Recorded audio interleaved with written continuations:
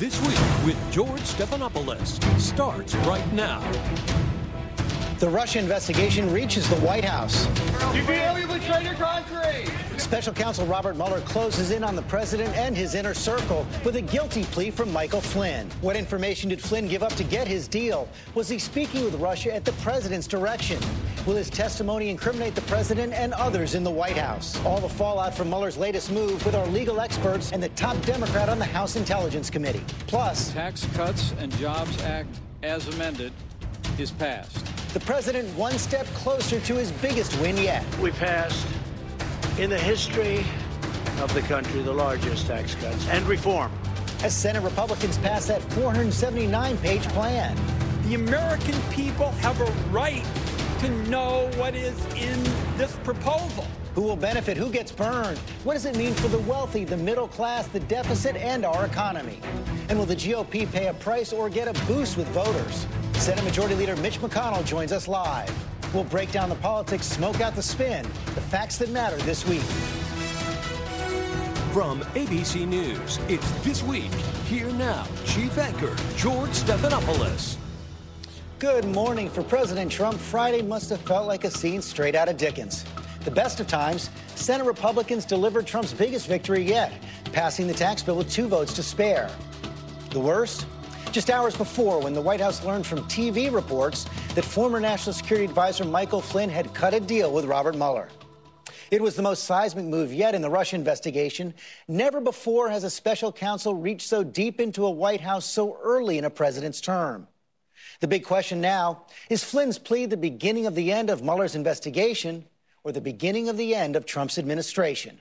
It all depends on what Flynn knows, what he tells, and how the president responds. He was once a Trump favorite. We have a great general with us, General Flynn, General Mike Flynn. General Flynn, another man who's just so incredible. I love General Flynn. On the short list for vice president, a star at the convention. Yes, that's right. Lock her up. But after that subdued and stunning court appearance on Friday, General Michael Flynn may now be Trump's biggest fear.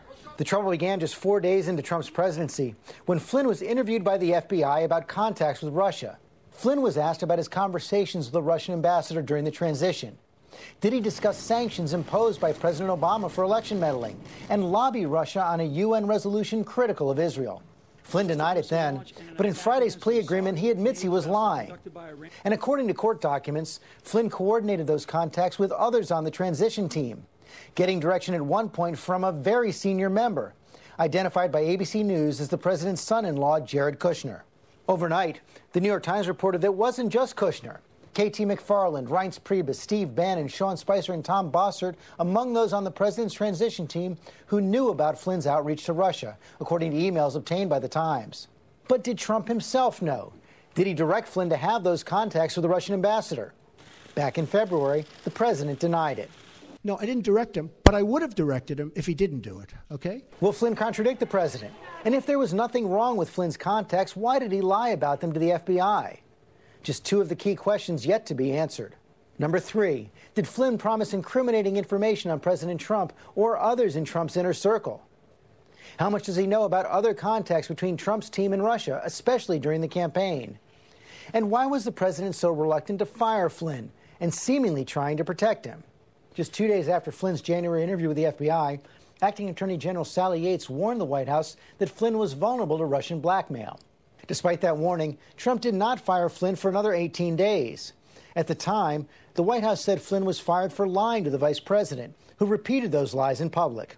I talked to General Flynn about that conversation. They did not discuss anything having to do with the United States' decision to expel diplomats or impose a censure against Russia. The day after Flynn's firing, that infamous meeting with FBI Director James Comey, who says that President Trump told the vice president and others to leave an Oval Office meeting so he could ask Comey to let the Flynn investigation go. I understood him to be saying that what he wanted me to do was drop any investigation connected to Flynn's account of his conversations with the Russians. Trump denies that account, but did Trump want Comey to drop the investigation because he knew Flynn had lied to the FBI? Just yesterday, Trump appeared to say yes. Here was the tweet. I had to fire General Flynn because he lied to the vice president and the FBI. So let's talk about this now with two legal experts, former Attorney General Michael Mukasey, also our chief legal analyst Dan Abrams. And I take it we were just talking before as you were watching the piece. You both agree that this tweet in and of itself not that damaging? No, I don't think that this is going to be a huge piece in the investigation. In fact, I don't think the president's tweets in general are going to be a particularly important focus. I mean, when you're coming on the heels of this deal with Michael Flynn, the two things that they're focusing on, I don't think is what happened in the transition, which is what the plea is about. It's about what happened during the campaign, and it's about what happened after that in terms of possible obstruction of justice. And I think those are going to be the two focus points. And you're a former prosecutor as well, General Mukasey. When you saw that plea agreement, relatively narrow plea agreement, what did you make of it? What I made of it is that a lot of the heavy breathing and a lot of the speculation is completely unwarranted. That plea agreement does not, to me, indicate that there's very much else there. When you have a witness who can put other people into criminal behavior, you can do one of two things. You can either immunize them if they're not willing to disclose their information. You can either give them immunity, in which case they have to testify truthfully, or else if they don't testify, they go to jail for contempt. If they testify falsely, they go to jail for perjury. Or else you can make them plead guilty to participating in the same criminal conduct that you're trying to prove up against the other people you're after, because that's the most convincing evidence of the existence of the conspiracy. Neither one of them is true. We've thought that Robert Mueller could have gotten Michael Flynn on several other counts, not reported. That's right. He made that clear in the document. So didn't he have to get something significant in return? No, not necessarily. I think that's a very generous way to view it. The bottom line is, if you take this out of this investigation and just put it into the context of any investigation like this, Flynn is considered the smaller fish who they're cutting a deal with to potentially testify against bigger fish, period. And, you can hope that he won't have anything else, but he did offer a proffer. He basically told them, here's what I can give you. And they thought to themselves, this is important enough for us to cut a deal on a small fry indictment here. 6 months in jail. Yeah, please. With all due respect, that's completely speculative. And tease it out, if he testifies at trial to a whole lot of the sort of things that Dan was just suggesting, then he's going to get cut to ribbons. I mean, you pleaded guilty to this patty cake charge, and now you're telling us you knew all this other stuff? But now that's what happens in every case. I mean, no, it's not what happens when there's a good prosecutor in charge. But of course it does. I mean, the bottom line is, whenever you cut a deal with someone, they're going to get attacked for cutting a deal when they testify by the defense. Every case. And so to suggest that, he's going to get attacked because he cut a deal on a small fry plea, yeah, that's what happens. He's not protected under the terms of this agreement. He's not protected against anything other than what he pleaded guilty to. So he's still got a Fifth Amendment right with respect to everything that took place during the campaign. But that means Robert Mueller has leverage over him, doesn't it? No. He could come back with other charges. He can come back with other charges, sure. But what's the point of simply taking a plea when you can go back with other charges? So if you think this is not that big a deal, how do you answer that threshold question? Why would Michael Flynn lie to the FBI? That is the question. And understand, he was being investigated by the FBI before the change in administrations. He's being investigated by the FBI, or being questioned by the FBI. But he lied about these contacts. Understood. But he's being questioned by the FBI before the change in administrations, when the FBI is still under the direction of the Obama administration. I don't know what he thought was going on at the time, but there are people in this world who would lie when the truth would do. We've all encountered them. And this looks very much like one of those cases. Dan, it certainly seems from the agreement that Robert Mueller has Jared Kushner in his sights. Yeah, I mean, look, I think that if you're Jared Kushner right now, you're very nervous. But I do think we have to come back to the fact that we're talking a lot about the very facts of this agreement, which relate to the Jared Kushner and the rest of the people you mentioned in the transition period. That's not the focus. Meaning, we've talked about this Logan Act violation, right? The notion that private citizens are talking to a foreign government happens all the time. When they shouldn't be. There's not going to be a prosecution here under the Logan Act. We agree on that. The bottom line is there's either going to be a prosecution for what happened during the campaign, or there's going to be, issues related to that, or after this occurred with potential obstruction of justice. And so I think that's where Kushner has to be concerned, is what happened in the campaign itself with regard to communications with the Russians. That's one big concern, and I want to walk through the possibility of obstruction with you, General McCasey. So the White House knows that Flynn is vulnerable to blackmail. Right. Take 18 days to fire him. The day after he's fired, the president meets with James Comey and says, I hope you can let this go, according to Comey. That on its face is not a problem to you? No, for numerous reasons. Number one, Comey is not the guy who decides whether charges are going to be brought. That's decided by a prosecutor. I understand that Comey's got a history of telling people that charges aren't going to be brought with Mrs. Clinton, but that's not his function. Secondly, the investigation is being conducted by people in the field, not by James Comey. And third, the president says several days after or at about the same time, I want you to chase down anybody around me who you think has done something wrong. Add all that up, what it sounds like is he said, look, this guy has gone through a lot. He's been fired. He's served his country. Give him a break. The notion that Trump knew and was thinking, oh, well, Comey doesn't make the decisions about the FBI and it's the people in the field, I think presumes a level of knowledge and awareness about exactly what the role of the FBI was in the context of this that maybe didn't exist at the time. This was, if it's true, this is the president talking to the guy he thinks is running the investigation about what he hopes will happen. Whether that's a crime or not is a separate question. But the notion that, oh, well, he would know that Comey isn't the one making the decision to me is, you know. No, I'm not suggesting he would know. I'm suggesting that it's not obstruction because Comey doesn't make the decision. I agree. He probably didn't know. And if there is obstruction, by the way, I think it won't just be Comey. It'll be piecing together. It'll be a pattern of behavior. Exactly. And that would be part of the reason they've cut these deals. Thank you both very much. Let's bring this now to Congressman Adam Schiff, the top Democrat on the House Intelligence Committee. Congressman Schiff, thank you for joining us again. You just heard the discussion here with General Mukasey and Dan Abrams. You've been following this for quite some time, investigating it on the House Intelligence Committee. Were you surprised by the plea deal on Friday? I wasn't surprised by the plea deal. The fact, though, that it was cabined to one offense with essentially multiple lies in that one offense does tell me as a former prosecutor that given the much broader universe of potential liability here, that Bob Mueller must have concluded that he was getting a lot of value in terms of General Flynn's cooperation. General Flynn, obviously not a minor character here.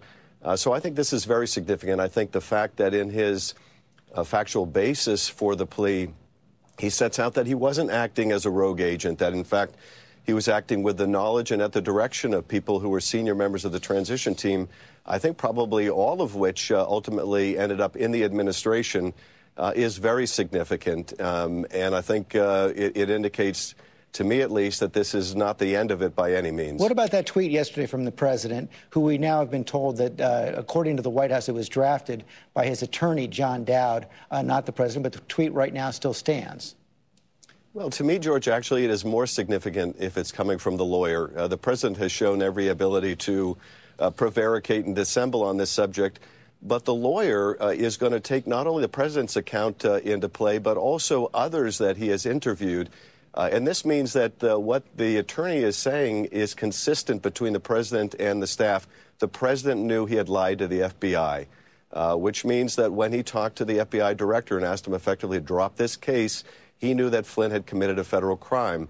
So to me, frankly, it's more serious coming from the attorney than it would have been just coming directly from the president. We also have this report in the New York Times today showing emails during the transition which indicated that many others knew about these conversations that General Flynn was having with the Russian ambassador, including this K.T. McFarland email where she says if there's a tit-for-tat escalation, Trump will have difficulty improving relations with Russia, which has just thrown the USA election to him. The White House is saying that she was interpreting the Democrats' view of these matters. What do those emails tell you about the possible case that Mueller has? Well, we have to remember the context here, which I think goes a lot to explaining why Flynn lied, and that is the Russians had just helped Donald Trump in the presidential election. And immediately thereafter, President Obama sanctions Russia over their interference in our election. And you have Flynn, one of the president's top people, basically telling the Russians, don't react to the sanctions imposed over your help of our campaign. We're going to take care of this. And then lying about it. So I think it's that context that is so significant. And the fact that he wasn't doing this on his own, that others within the top of the transition were knowing of it, and indeed the president might have been knowing of it. The best way to explain the president's reaction when he ultimately did fire Flynn, and the fact that he wasn't upset with Flynn, and the fact that he waited so long to fire him in the first place, and that what he was really upset was the press exposing the lie, would suggest, I think, that the president was knowing of exactly what Flynn did. And the question, I think, for Bob Mueller and for us in Congress is, was this directed by the president? And if it was? And if so, what are the consequences of that? And if Michael Flynn were to testify that these contacts with the Russians were directed by the president, what would that tell you? Because we all know that during transitions, administrations have contacts with foreign officials all the time. Well, what that would tell me is that one of the reasons that he was intervening, the president, that is, with James Comey, was that he knew that this would come to light. And that he wanted to protect Mike Flynn lying on his behalf.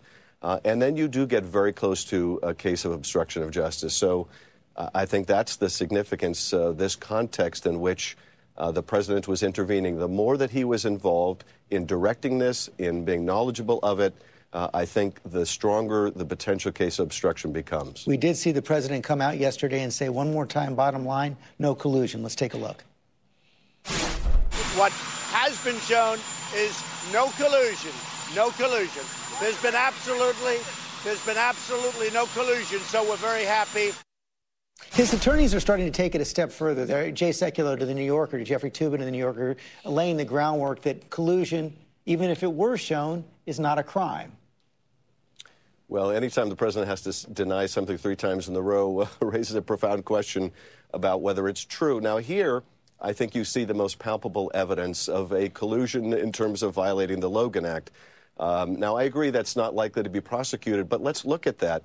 You have the Trump transition conspiring in private with the Russians to subvert the bipartisan policy of the United States, which was to sanction Russia over its interference in our election.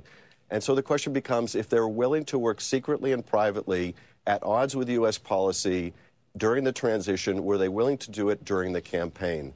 And what we have already seen is that the Russians, through intermediaries, approached members of the Trump team, including Papadopoulos, including the president's son, and said, we possess dirt on Hillary Clinton, and we would like to have a relationship with your campaign. And the campaign responded, we would love to have that. And days after this meeting at Trump Tower, for the very first time, Julian Assange announces he has received the stolen Hillary Clinton emails. So it certainly appears that what the Russians decided was that the way to help the campaign was not giving these emails necessarily directly to the campaign, but publishing them so that the Russians and the campaign could maintain some form of deniability. Now, how explicit that agreement was, if there was that meeting of the minds, would be a conspiracy that Bob Mueller will have to investigate. But we're also trying to get to the bottom of it so we can give a full report to the American people. Bottom line, do you believe that Michael Flynn will incriminate President Trump? Well, I do believe that he will incriminate others in the administration. Otherwise, there was no reason for Bob Mueller to give Mike Flynn this kind of a deal where, even in the factual basis, you can see there are other crimes that could have been charged. Whether that will lead ultimately the president, I simply don't know. Congressman Schiff, thanks for your time this morning. Thank you, George. For breaking news alerts on Michael Flynn and the Russia investigation, download the ABC News app now. When we come back, the Senate passed that GOP tax plan in a late-night Friday session. Majority Leader Mitch McConnell joins us live. This Week with George Stephanopoulos, brought to you by Citi. This is a great day for the country. It's been 31 years since we've done comprehensive tax reform. We have an opportunity now to make America more competitive. At the end, there was not a single Democrat who thought this was a good idea. And so we're going to take this message to the American people also a year from now. Senate Majority Leader Mitch McConnell there early Saturday morning after the Senate did pass President Trump's tax bill. He joins us now. Senator McConnell does join us live now from Kentucky this morning. Thank you for joining us this morning. Senator, congratulations. Is this a done deal? The conference report going to pass? Yeah, we'll be able to get to an agreement in the conference. I'm very optimistic about it, and we think this will make a big difference in getting our economy moving again. And providing jobs and opportunity for the American people. One of the big questions is how much it's going to cost. I know you believe that this bill will eventually pay for itself. That is at odds with what the Joint Tax Committee says, and other independent analysts want to show that right now. The Joint Tax Committee says this will be about $1 trillion addition to the deficit. Others say it's even more. Even the Conservative Tax Foundation says it's going to add about $500 billion to the deficit. I know you believe it's going to pay for itself, but what evidence do you have to back that up?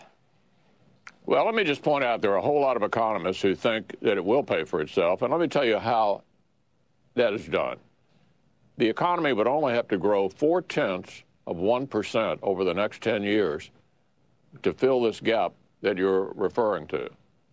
That's not a dramatic improvement. We think you're going to get a lot more growth than that. So I'm confident this is not only revenue neutral to the government, but actually is very likely to be a revenue producer. Well, that may be your confidence, but it also may be misplaced. You know, we've seen those independent analysts. We've seen the official scorekeeper for the Congress, the Joint Committee on Taxation, say it's going to add to it. So what if you're wrong?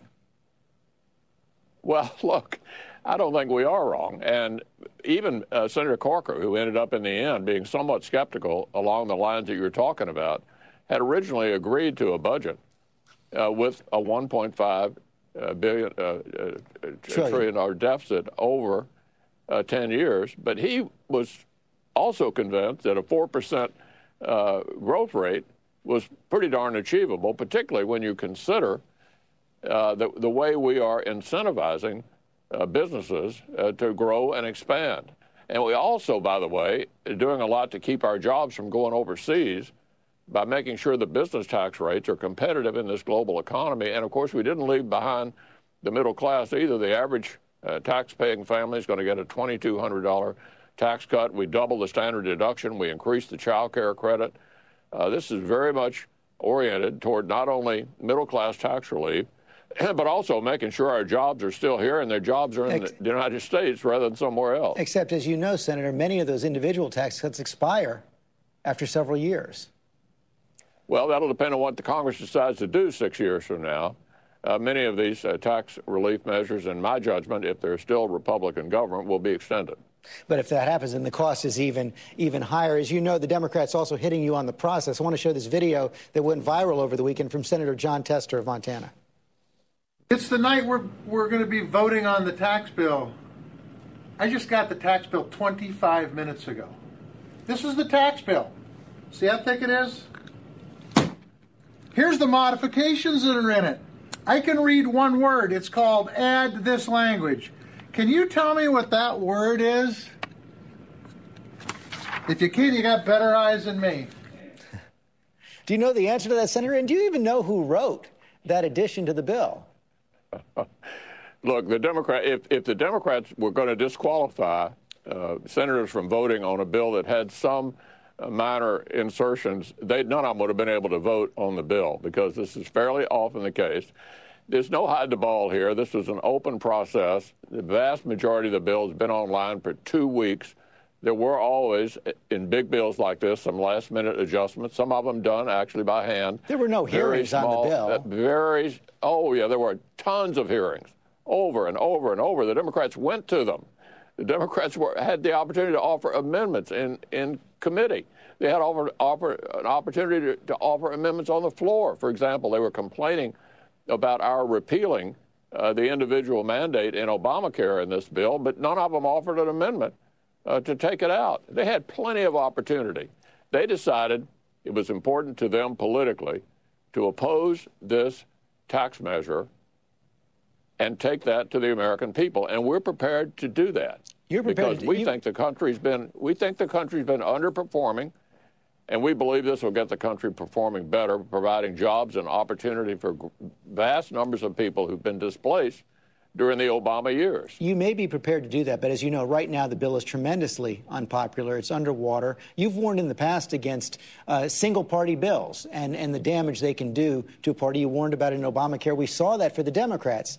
After they passed Obamacare, they got wiped out in the 2010 elections. Aren't you concerned that could happen to you in the midterms? Well, look, we're trying to do what we think is important to the country, for the country.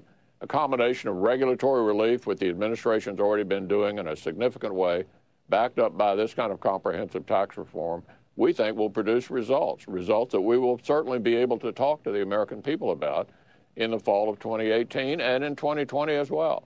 So no concerns at all. One final question on this. Senator Collins, as you know, Senator Collins did vote for the bill. She said that she was assured there would be both no Medicare cuts and then she would get other health care bills that she supports, including that Alexander Murray bill passed as well. Are you confident that those bills will pass, and must they pass first before you're guaranteed of Senator Collins' vote? Well, she can speak for herself, but I've committed to Senator Collins to offer Alexander Murray and another bill that she and Senator Nelson from Florida are offering to one of these year-end bills that we'll be doing in the next couple of weeks. The president is committed to signing it, and we intend to keep our commitment. Let's talk about those bills coming up. The government, as you know, runs out of money this Friday. Democrats, a growing number of Democrats, saying they're not going to agree to a deal to keep the government open unless the children of undocumented immigrants are protected. Are we headed for a shutdown? That's a ridiculous position. There is no crisis. The president has given us until March to address the issue of these undocumented children who came into the country, a very legitimate case here, through no choice of their own, and are in a kind of difficult spot. But there's no emergency. The president's given us until March to address it. I don't think the Democrats would be very smart to say they want to shut down the government over a non-emergency that we can address anytime between now and March. That's a very untenable position. We need to fund the military. We need to make sure the children's health insurance program, which is expiring, gets handled before the end of the year. We have another supplemental for Puerto Rico and for Florida and for Texas. All of that will be in this package that we'll be dealing with at some point here in the next couple of weeks. I can't imagine that they'd want to shut down the government over an issue that's not an emergency. Well, Republicans have a majority in the House and the Senate. Can you pass a government? Can you keep the government open on your own?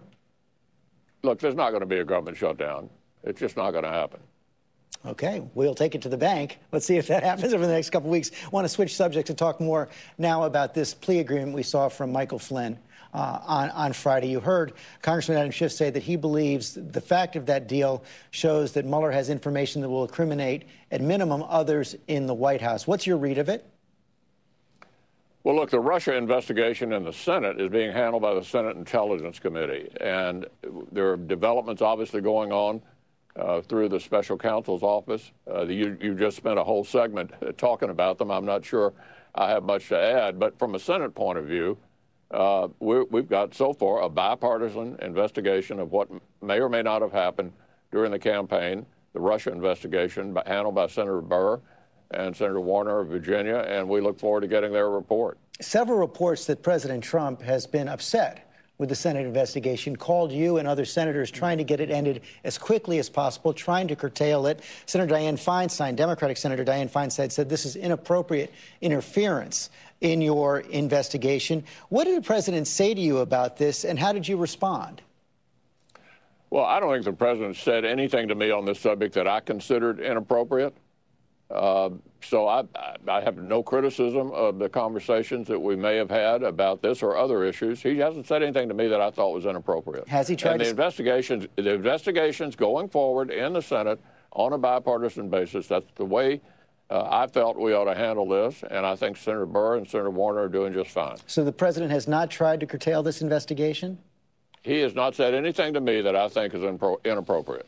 Next week, we have that special election in Alabama. Roy Moore, who you believe should step aside, the Republican candidate. You've said you believe his accusers. If he wins, will you insist on referring his case to the Senate Ethics Committee? Well, I think we're going to let the people of Alabama decide a week from Tuesday who they want to send to the Senate, and then we'll address the matter appropriately. I've already said in the past that I thought this was a matter that would have to be considered by the committee. Ultimately, it would be up to them to make that decision, and they'll make it depending upon whether Judge Moore ends up coming to the Senate. Do you believe that Judge Moore should be in the Senate? I'm going to let the people of Alabama make the call. This election's been going on a long time. There's been a lot of discussion about it. They're going to make the decision a week from Tuesday. But you are prepared to take action if he is indeed elected? The Ethics Committee will have to consider the matters that have been litigated in the campaign should that particular candidate win. Will you be making a recommendation to the Ethics Committee? look, they decide what to go forward. This is a very balanced committee. It's the only committee in the Senate that's an even number of Democrats and Republicans. Neither side can take advantage of the other. In fact, I was chairman of the Ethics Committee 20-some-odd years ago when I had to make the recommendation to expel the chairman of the Finance Committee, Senator Packwood, over a case of sexual harassment. So the Senate has been very sensitive to these matters for a long time, and the Ethics Committee will handle this in the regular order way that we do this in the Senate, and I'm confident they'll come up with the right conclusion. You have had a consistent history on this. Final question, then. You said you believe Roy Moore's accusers. What about the president's? At least 10 women have come forward accusing him. Do you believe them, and should that be investigated? Well, my job is to be the majority leader of the Senate, and we have jurisdiction over these matters when there is a senator accused of some wrongdoing. For example, we have two other Ethics Committee cases right now, Senator Franken and Senator Menendez. So we will handle this in the Senate when it comes to senators' alleged behavior. Senator McConnell, thanks for your time this morning. Thank you. And we are back with the roundtable, joined by the editor of Bloomberg Businessweek, Megan Murphy. Jen Psaki, former White House communications director under President Obama, now a contributor at CNN. Republican strategist Alex Castellanos. The CEO of Newsmax Media, Chris Ruddy. And Charles Blow, columnist for the New York Times. Welcome back to you all. Let's begin with that big news on Friday, Megan Murphy, that plea deal hit pretty hard. We've heard a variety of readings on it now so far in today's program. What's your read? Well, look, there's several things that are baffling about this. Anybody knows that when you go in to be investigated by the FBI, you go to have a conversation with them. The first thing they tell you is it's a felony offense if you lie in this interview. And now we have two people connected with the administration who seem to have done just that. Look, I think Dan was correct earlier in looking at the analysis on this. There is plenty of evidence to show that there were contacts, that there was outreach after the victory with Russian officials. But the issue here is not going to be a Logan Act prosecution. It's not going to be looking at that. It is squarely going to be on an obstruction case. And that is the issue I think they're going to be dialing in on, is after these contacts were revealed, whether it was through the press or otherwise, what was done, what panic in certain levels of administration may have led them to lie or be disingenuous about the extent of those contacts and how far up it leads. It is very serious in bolstering that case. And it does seem like, Chris Ruddy, that so much is focused on these early days in the administration, a new administration coming in. On the same day, you have George Papadopoulos saying he lied to the FBI. Mm-hmm. President Trump calls in the FBI director at dinner and says, how about some loyalty? This is the day after he fires Michael Flynn. He calls the FBI director in again and says, can you let the Flynn thing go? This seems on its face to be a big problem.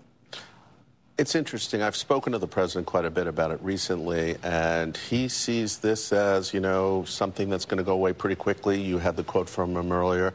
And he says to me, look, there was no collusion. And none of the things we're really talking about. You have two indictments. You have another two plea agreements. None directly relate to collusion. And the president says, look, I wasn't involved. There was no collusion. And people are saying even if there was, it's not a crime. You know, at the end of the day, my view is that Robert Mueller poses an existential threat to the Trump presidency. He's gotten four major, two convictions, two plea agreements, lightning speed. I mean, during the Clinton years, it took Ken Starr and Robert Fisk 4 years. And that leads to the other question. Are the president's lawyers, and I want to ask you about this, because we've heard varying views of how the president's mood behind the scenes. I talked to several people yesterday who saw him and said he's in a great mood. You said the same thing over Thanksgiving weekend. Yet, a lot of that seems to depend on this counsel he's getting from his lawyers saying, Mueller's going to be done real soon. Well, I don't know what they're smoking. First of all, look, Mueller put together 16 heavyweight prosecutors. 7 of them were donors to both Hillary or Obama's campaigns. We already know the lead FBI agent in the campaign had to be removed because he was sending out disparaging messages about the president. The Clinton investigation. Well, no. And then he was removed from the Mueller. Correct? Well, no, he cleared Hillary in the email server investigation, and then he's put in charge of the investigation to the president. And the president was tweeting about this morning. You get a picture that this investigation is out to get the president. It's not a good group of people. And I'm actually concerned, you know, that they're not going to be fair at the end of the day. Charles, well, it sounds like at least there's some inklings there of laying the groundwork for getting rid of Mueller. Which would be a disaster. I'm not even sure that that's even a tenable position. I don't think I think his counsel would counsel him against that. But one thing is really interesting to me. The president keeps talking about the only part of this he denies is collusion. But there are 4 different avenues that are really important here. One is collusion, but another is conspiracy. Another is obstruction, and another is this pathological, consistent lying, the cover-up. And all of those are the latter 3 are criminal and really dangerous to this presidency. And I am always interested when he speaks. He only speaks about collusion, that there is no collusion, but never says there was never a conspiracy. Never says we never tried to obstruct. Never says we never tried to cover it up. Jen Psaki, let me just bring this to Jen, because you served in the Obama White House. They never faced a special counsel. But one thing, as a former communications director, I think you'd wonder about is the president's continuing to tweet through this. That's right, and I'm sure that many White House aides were banging their heads against the wall or putting their faces in pillows or what have you last night and this morning. The fact is, President Trump's view on this is completely biased. He has a stake in the outcome here, and it's relevant only because of that. So he has no idea where this is going to conclude. He knows what he did. Well, he knows what he did, and his aides and some of his aides who are involved may know what he did, but he doesn't know when it will conclude. And the fact is that his statements out there shouldn't be taken as a fact or a basis of where the status is. I love how let me just finish the point I'm making here. Mueller, it's clear what Mueller is doing is he's working from the outskirts in. Papadopoulos, if it's a mob movie, he's probably mob player number 7. But Flynn is unique because Flynn was there during the campaign, during the transition, and he was there in the early days when the period of obstruction of justice may have possibly occurred. So we don't know the conclusion from Mueller. It could be 6 months, it could be a year, we're not sure, but nobody's been given even a clean bill of health on collusion at this point. Do you agree with Chris that this is an existential threat, perhaps? I don't see yet. All we've seen is charges for tax evasion and lying to the FBI. You know, only in Washington is it an industry that people go to jail for covering up crimes they don't commit. It's a standard procedure. But combine 2 converging currents, the Mueller investigation, looking for that obstruction of justice charge, and then Alabama, Roy Moore coming to the Senate possibly in a week. And he becomes the face of the Republican Party for the next year when we're already in danger of losing the House. It's likely we'll do that without him. Lose the House. Trump gets impeached. We're closer to impeachment now, I think, than we think. Because you think Republicans are in danger next year. And let me bring that to you, Megyn, and then to you as well, Chris. I wonder, it does seem like this Senate tax bill is going to pass, that the conference committee is likely to get the votes. They've taken the tough votes already. Hard to see them pulling back. Now, I wonder if once that's done, first big legislative victory, perhaps the last big legislative victory, you start to see more pulling away from the Republicans from President Trump. Well, let's contest the first point of this and whether this is a legislative victory, because it is a deeply unpopular bill. And I want to just bring up something in Senate Majority. So maybe a legislative victory, not a political victory. Definitely a legislative, not a political. And one thing in Senate Majority, which we should really press on. Their own analysis, independent analysis, shows that this will not do much for economic growth, less than 1% over the next 10 years. Not only their model, but a top economist survey by the University of Chicago. He's saying 0.4% is going to be enough. There is no survey that shows it will generate the kind of economic growth they need to make it pay for itself. It just doesn't exist. So where does that leave them? With faith that tax cuts for corporations and for the wealthiest members of this society is actually going to be the juggernaut that drives manufacturing job growth and, most specifically, wage growth in this country. That's why so many families feel left behind. There's no factual basis for that assumption. In fact, when we talk to CEOs, they say exactly the opposite. They say they're going to use that money for M&A, to pay down debt, and for share buybacks, and to give more incentives to wealthy executives. So a deeply unpopular bill, Roy Moore coming to the Senate. We can agree to disagree on that, but the deeply unpopular bill, Roy Moore coming to the Senate, a president who continues to face a roiling Russia investigation. So this is they as can good call as it this a gets victory, now. but I'm not sure it's I think you're going all forward. living in a bubble. Just you're guilty of everything that the New York elites accuse the president of. We have the president with the highest consumer confidence in 17 years, the highest Gallup business confidence in 10 years, the highest stock market ever in history. He's had relatively good approval numbers when you consider the barrage of media attacks. Wait a second. We Chris, are on the verge of a massive stipulate what stimulus. What you just said. High consumer confidence, highest stock market in history, lowest unemployment in more than a decade, and the president's 37%. What does that tell you? Well, because you guys don't give him a break. I mean, he and I have chatted about this. Considering they've thrown the kitchen sink at him, and he's still standing at 38. I think after this tax bill, it's actually going to be a watershed, because $3 trillion in offshore money, forget about the individual and corporate tax rates, $3 trillion of all that Apple money is coming back into the economy. It'll be 3 times the Obama stimulus. It will propel his reelection. It will drive the economy for the next 10 years. We're not talking about that. We're accusing him of crimes like obstruction and conspiracy, where Charles has no evidence of any of this. Who accused anybody? Don't say that. Don't say that on national television. Yes. You just said earlier. No, I said, let's go rewind the tape. He said possible. I can say this myself. Don't lie on me on television. What I said was what he doesn't. There are 4 prongs to this investigation, 3 of which he never denies. Well, you said there was evidence of. I never said. Don't lie. I don't like that. We'll go rewind. I don't like that. We'll rewind the tape. But however, George will do it. However, this idea of this tax break is fascinating to me, because basically it's an article of faith, right? It's basically saying we're going to make rich people richer, and we're going to hope that makes them happy, and when they're happy, they'll create jobs. And if they don't, we have no fallback. We have no way to soak up a $1.5 trillion in debt that we're creating. So if your economy gets bigger, if you get a bigger paycheck, that's a good thing. But if everybody else's economy gets bigger, that's somehow bad in America.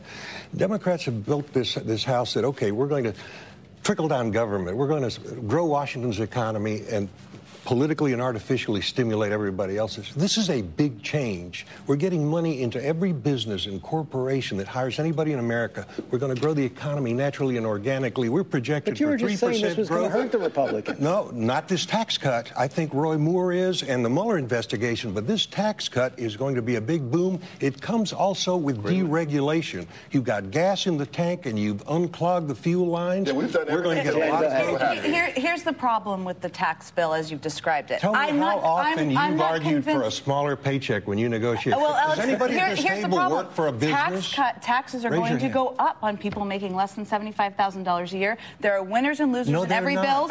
In every bill for Democrats and Republicans. The winners here are corporations. Donald Trump is somebody who ran as the populist who was going to fight against them. No. The middle class is the ones who are going to lose. Now, the second thing that is nobody's talking about, let me finish, nobody's talking about enough here, is that Republicans have very overtly talked about how this is going to be their justification for destroying the social safety net, for cutting Medicare, for cutting Social Security benefits.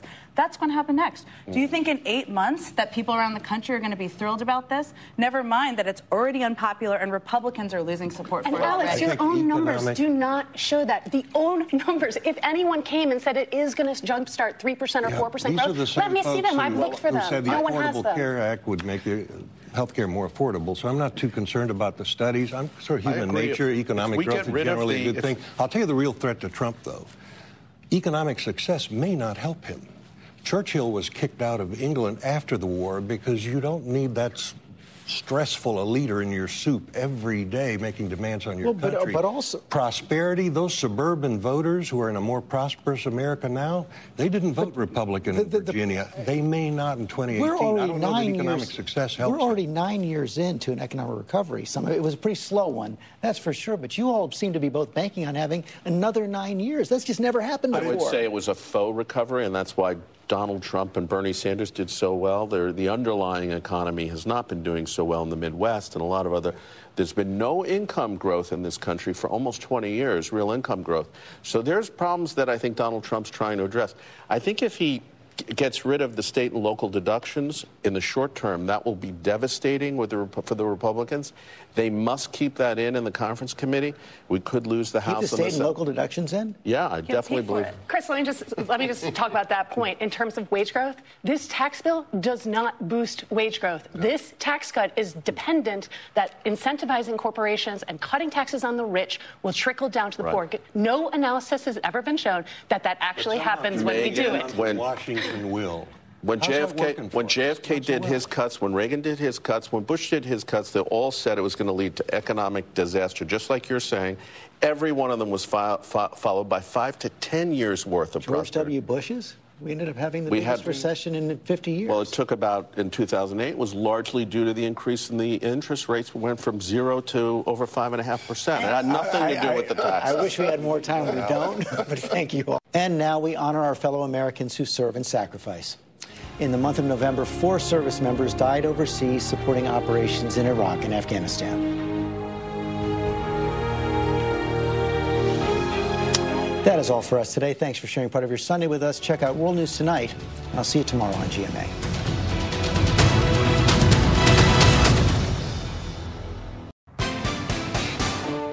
Today on Face the Nation, Senate Republicans cut last-minute deals to get their tax bill passed. It's a giant step towards granting the president's wish for a tax bill by Christmas.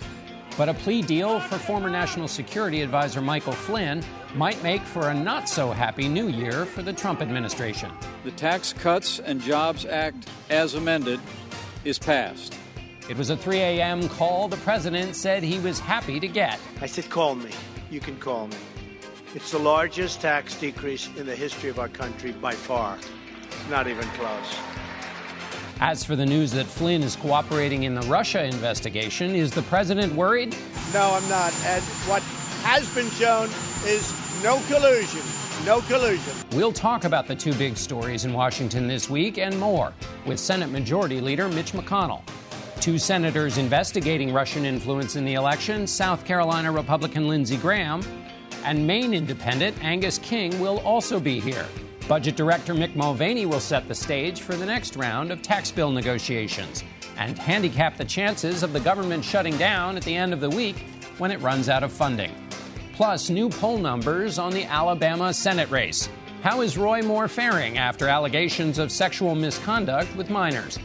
All that, plus plenty of political analysis, coming up on Face the Nation. Good morning and welcome to Face the Nation. I'm John Dickerson. We knew it would be a busy week when Congress and the White House returned to Washington Monday, but we had no idea just how busy. More stories of sexual misconduct on the part of the longest-serving House Democrat John Conyers and now others prompted more calls for Congress to do a better job of policing its own. North Korea fired another missile, one that, in theory, could reach Washington. It is a situation that we will handle. President, tonight Progress on the tax bill continued at a brisk pace after Senate Republicans cut a number of deals to gain its passage, which thrilled the president. People are going to be very, very happy. They're going to get tremendous tax cuts and tax relief. That remains to be seen. Unsurprisingly, Democrats were not happy. Montana's John Tester tweeted a show and tell of the massive bill. This is your government at work. Here's the bill as it's written. Here's the modifications that are in it. I can read one word. It's called add this language. Can you tell me what that word is? Friday arrived with a big development in special counsel Robert Mueller's investigation into possible Trump campaign collusion with the Russians and obstruction of justice, as Michael Flynn pleaded guilty to lying to the FBI and said he's cooperating with Mueller. The president further muddied an already complicated story with a Saturday tweet that seemed to suggest he was aware of Flynn lying to the FBI at the time when he was calling the investigation a witch hunt. I had to fire General Flynn because he lied to the vice president and the FBI. He has pled guilty to those lies. The day after the president fired Flynn for lying, former FBI Director James Comey says the president asked him to go easy on his investigation of Flynn. Sources tell CBS News that the tweet was drafted by one of Mr. Trump's attorneys. We want to take a closer look at what the Senate passed. Their bill would repeal the Obamacare individual mandate. The corporate tax rate would be cut from 35% to 20%. It will nearly double the standard tax deduction, eliminate state and local tax deductions, but would allow an up to $10,000 exception for property taxes. The bill would also double the estate tax exemption limit and raise the alternative minimum tax threshold. An analysis of the bill by the nonpartisan Joint Committee on Taxation indicated that even accounting for economic growth, the tax plan would add $1 trillion to the deficit. We begin this morning with Senate Majority Leader Mitch McConnell. He joins us from Louisville. Welcome, Mr. Majority Leader. I want to start with the balance of this tax cut that passed through the Senate. The corporate tax rate is at 20%. It's been sold as a middle-class tax cut, but those middle-class taxes will expire. Analysis shows that while the majority of the middle class will get a tax cut, there are some whose taxes will increase. Why not, in putting this bill together, make it so that you could say everybody in the middle class will get a tax cut that's permanent? Well, it's impossible to do that. You can't craft any bill that would guarantee no one was in a special category that might get a tax increase. What I can tell you is that every segment of taxpayers, every category of taxpayers, on average, gets significant relief. The average family of four, $2,200 a year. You mentioned the standard deduction doubling, the child care credit increase. Clearly, most people, middle-income taxpayers, an overwhelming majority of them will get tax relief. And because of the business tax changes, it's much less likely that the job they currently have is going to end up in another country, because we are clearly uncompetitive in the global economy with the current tax rates. But John, I think this, coupled with the regulatory relief the administration's been providing, are the reasons the economy is beginning to pick up. Consumer confidence is up. I don't want to read too much into quarterly growth rates, but we've had two quarterly growth rates in a row of 3% growth. I think this is going to get the country growing again. But on the question of the middle class, there would be a way to craft it so that the number of people who might get a tax increase would be pretty small. And there were Republican efforts to expand the earned income tax credit, to make the child tax credit more robust, to lower the rates for people at the lower end. Those were all Republican efforts that didn't get much energy. Whereas the energy on the corporate tax rate was always, it's going to be 20%, and nobody's tinkering with that. So just in terms of where the emphasis was on the work, there's much more work that could have been done on the middle class and lower income question than was really done in crafting this bill. Well, the question is whether you're getting tax relief. And, of course, people on the lower end don't provide a huge percentage of the revenue that we raise through taxation. But what people want is, am I going to get some relief myself? Answer, overwhelmingly likely to. And is my job likely to continue to be in the United States? And are we going to have a growing economy so my children will be able to realize the same goals and aspirations that I want them to have? I think that, and this is designed to get the economy grow. We didn't have a single year of 3% growth during all of the Obama years. We were clearly underperforming. You have to ask the question, why? Yeah. Combination of overregulation and a lousy tax code. I think the question was about really the winners and losers. But let's move on to the question of process, because the Democrats, of course, have made a lot of complaints about process. You said on Friday night, you complain about process when you're losing. And the Senate process might seem like something that's not important to people, but you wrote a book called The Long Game in which you talk a lot about the process. You say, in fact, it's what's at the heart of the Senate and why it's a different institution. So this looks like a situation when you're in the minority, you like the process, but when you're in the majority, you move on. Not true. We followed the regular order. There were multiple hearings. The Democrats were there. Days of hearings, days of amendments. The Democrats offered amendments in committee ad nauseum. The process on the floor, the reconciliation process, is regular order. That's how they passed Obamacare. We didn't do anything that you could call a foul on process. Well, they didn't. Well, let me just say they didn't like the fact that we repealed the unpopular individual mandate from Obamacare, but yet they didn't offer a single amendment to take it out, and they had the opportunity to do it. Well, they had 25 days of debate on Obamacare, and you said the process at the time was arrogant and that they were pushing an unpopular bill through. This bill is unpopular. Why isn't it the same thing? Well, we'll see how unpopular it is when people start noticing they're paying less in taxes, the economy is growing, there are more jobs and opportunity. Look, we have a very different, it was pretty clear during this debate, we have a very different view of what America ought to look like. Our Democratic friends apparently are quite content with slow growth and little opportunity to improve your condition. We think we need to jumpstart the economy and provide more jobs and opportunity for the American people. One of us is going to be proven wrong here over a period of time. Let me ask you about Roy Moore. We have a poll out that says Mr. Moore is up 6 points over his Democratic opponent, Doug Jones. And in that poll, it says that among Mr. Moore's supporters, 56% say they were more likely to vote for him after you said he should quit the race. What do you make of that? Well, look, the people of Alabama are going to decide a week from Tuesday who they want to send to the Senate. It's really up to them. It's been a pretty robust campaign with a lot of people weighing in. The president and I, of course, supported somebody different earlier in the process, but in the end, the voters of Alabama will make their choice. And should that be the final word? The White House, when asked about the president's accusers, said the voters heard about the president's accusers. They voted for him anyway. End of subject. So shouldn't that be the case with Roy Moore? Well, look, I'm concerned about the Senate. And if we have two ethics investigations in the Senate going on right now, Senator Franken and Senator Menendez, and there might well be another one, depending upon people who are in the Senate. And it'll be up to the people of Alabama to make this decision, and we'll swear in whoever's elected and see where we are at that particular point. In the past, you've supported Ethics Committee determinations of the case of Senator Vitter that said basically behavior before he got to the Senate was not germane in terms of punishing him as a senator. That would seem to cover Roy Moore, in which case, what's the Senate Ethics Committee got to look into? Yeah, I don't remember I'm not on the Ethics Committee. I don't remember exactly how the Vitter case was handled, but the Ethics Committee makes those decisions about whether behavior prior to the Senate is relevant or not.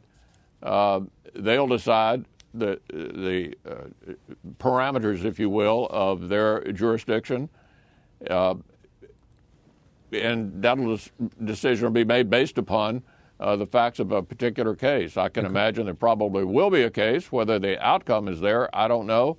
But look, the Ethics Committee is 3-3. Neither side can take advantage of the other. It has to be a pretty credible case to go forward. In other words, at least one member of the other party would have to decide that the case was worth pursuing. All of that will be considered by the committee if they have a member of the Senate that they think has a case that ought to come before them. All right, Majority Leader Mitch McConnell, thanks so much for being with us. Joining us now, South Carolina Senator Lindsey Graham. Congratulations, Senator, on Clemson's big win the other Tigers. night. Number one. Let me pick up on something we were just talking about with the Majority Leader, which is on Roy Moore. The Majority Leader said voters of Alabama are going to decide. Mm-hmm. That seems like there's a new standard. Basically, if it happened before you got into the Senate, the voters will decide. That means it sounds like he's going to be a senator. I think the body can regulate itself, at the end of the day. When he comes to the Senate, if he does, I think an ethics investigation would be a smart thing to do. And we'll see what the Ethics Committee decides as to whether they look at behavior before he came into the Senate. Does that matter? If they do, what do they find? We'll see. Could you have him be a senator by your lights? I mean, would you be able to, based on what you've heard, you'd be okay with him being a senator? We can't stop him from being seated. If there was an investigation and all 6 members of the committee said they believe he was a child molester, that'd be a problem. Let me move on to the president's tweet this morning about the FBI. You're on the Judiciary Committee. Right. You oversee the FBI. The president says that in the tweet, he says, after years of Comey with the phony and dishonest Clinton investigations and more, running the FBI, he's talking about Comey there, its reputation is in tatters, worst in history. But fear not, he says, we'll bring it back to greatness. FBI, worst in history, in tatters? Do you agree? No. I think Comey needs to answer questions as his time as director. I think he made some decisions that were really very, very wrong. I would just say this to the president. There's an ongoing criminal investigation. Comey may be part of it. You tweet and comment regarding ongoing criminal investigations at your own peril. I'd be careful if I were you, Mr. President. I'd watch this. You were a former prosecutor. Right. Along those lines, the president has said he knew that Flynn lied to the FBI, and yet he has called the investigation into whether Flynn lied to the FBI a witch hunt, and because it was a witch hunt, he fired James Comey. How can you know that you've lied to the FBI and then fire the FBI director for investigating that? I think, number one, what Flynn lied about is not a crime. I don't think it's wrong for a transition person to talk to a foreign government about changing policy. I don't think the Logan Act is worth the paper it's written on. So I'm not really worried about what happened after the election in terms of trying to communicate with the Russians about the Israeli resolution or about sanctions. It comes down to the following to me. Was there any effort by the Trump campaign to coordinate with Russian intelligence services or any entity controlled by the Russians to receive benefit during the election? And they found the one guy that would know that. Let me ask you, though, on that question of obstruction, because that's the other thing that's a part of this issue. And if you know he lied to the FBI, how can you say an investigation into whether he lied to the FBI is a witch hunt that Comey should be fired for carrying out? Apparently, this statement is that by the president's lawyer. Yeah. He says, I didn't know. He wasn't in on the interview. He did know that he lied to the vice president. The vice president was very upset. He took action. To me, that's not the issue. Here's the issue, from my point of view. If there was coordination between the Trump campaign and the Russians, I can't think of a person who would know more about that than Flynn. Let me ask you, on the national security front, though, you're very critical of the Russians for interfering in the election. Yeah, they did. Yeah, and a former Obama administration official says the interference was the cyber equivalent or espionage equivalent of 9/11. So if after that kind of an event, give me your foreign policy judgment about an incoming administration that then says to the perpetrators of an event that's that serious, hey, let's work out a deal on these sanctions that are going to punish you for that behavior. Don't overreact because we'll be on your side later when we're in the administration. Give me your national security judgment. Okay, well, number one, the Obama administration sure didn't act like it was a 9/11. They were late to the game and did the least amount possible. What they did in the interim before Trump took office was a slap on the wrist. So I don't buy that whole narrative. Mm-hmm. I don't have a problem with the Trump administration reaching out to the Russians. We're going to take a different view about sanctions, and we're going to seek your help in the UN Security Council. Even given your rough opinion of the Russians and what they did. It's okay to play footsie. Yeah, well, here's what I'm saying. That behavior after the election is reaching out to a foreign government that we have a different view about things. I'm not here to condemn the president about that. Here's what I'm saying. That collusion between a campaign and a foreign government is unacceptable. There is no evidence of collusion. Nobody's been charged with it. But you found the one person who would know if it did exist. So it won't be long before we understand one way or the other whether the Trump people colluded with Russia, because I can't imagine it happening and Flynn not know about it. Senator, before we get to North Korea, one more question on this investigation. The New York Times reported this week the president had made some calls up to the Hill about these investigations into Russian interference. Was that appropriate for him to make those phone calls? I don't know what the content was, but he's never asked me to stop an investigation. Yeah, it would be inappropriate for the president to say, stop the investigation. It's not inappropriate to have a discussion in general. Again, I just want people to understand. Mike Flynn would know if there was collusion, in my view, between the Trump campaign and the Russians. There's no evidence of collusion yet. Nobody's been charged with collusion. The Manafort lawyer said there was no collusion. But if there was, Flynn would know, and we're going to know pretty soon one way or the other. But on the larger question, you're not saying it's only about collusion, because there is this obstruction of justice question, which is quite important, and lying to the FBI. A completely different, but that's not my focus right now. Sure, I understand. Yeah. But I'm saying in general, that's not, absolutely. We don't want to overlook absolutely. that. North Korea. Where are we with North Korea right now? We're getting close to a military conflict because North Korea is marching toward marrying up the technology of an ICBM with a nuclear weapon on top that can not only get to America but deliver the weapon. We're running out of time. McMaster said that yesterday. I'm going to urge the Pentagon not to send any more dependence to South Korea. South Korea should be an unaccompanied tour. It's crazy to send spouses and children to South Korea given the provocation of North Korea. So I want them to stop sending dependents, and I think it's now time to start moving American dependents out of South Korea. How close? You say we're getting close to military confrontation. What are we talking about here? The intelligence community can tell you that better than I can, but I had an extensive discussion with the administration about this topic. The policy of the Trump administration is to deny North Korea the capability to hit America with a nuclear-tipped missile, not to contain it. Denial means preemptive war as a last resort. That preemption is becoming more likely as their technology matures. Every missile test, every underground test of a nuclear weapon means the marriage is more likely. I think we're really running out of time. The Chinese are trying, but ineffectively. If there's an underground nuclear test, then you need to get ready for a very serious response by the United States. Should the Congress be having a big open conversation about preemptive war? Yeah, I think so. I think the president, as inherent authority as commander-in-chief, has the ability to strike North Korea to protect the American homeland. But this discussion needs to happen among ourselves. Let me ask you about the president's team. There were a lot of back and forth this week about whether Secretary of State Tillerson was going to stay in the job. Do you, net, after all the reports and so forth is over, do you have confidence in the president's team around him to manage this tricky question? He's got the best national security team of anybody I've seen since I've been in Washington. The president himself early on made the right decision. I'm not going to allow North Korea to hit America with a nuclear weapon. We're not going to live under that threat. If I have to go to war and I don't want to stop it, I will.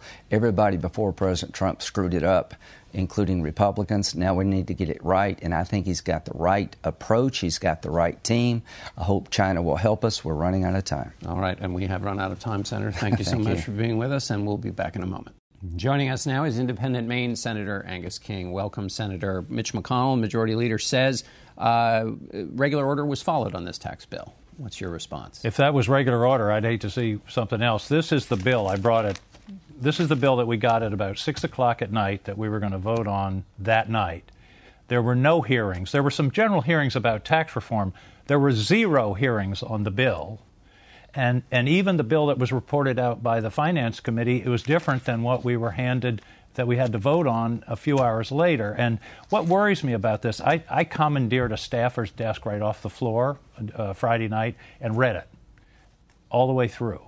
Now, I can't say I understood all of it, but you could do the things that we were talking about, reducing corporate tax rates, doubling the standard deduction, in maybe 50 pages.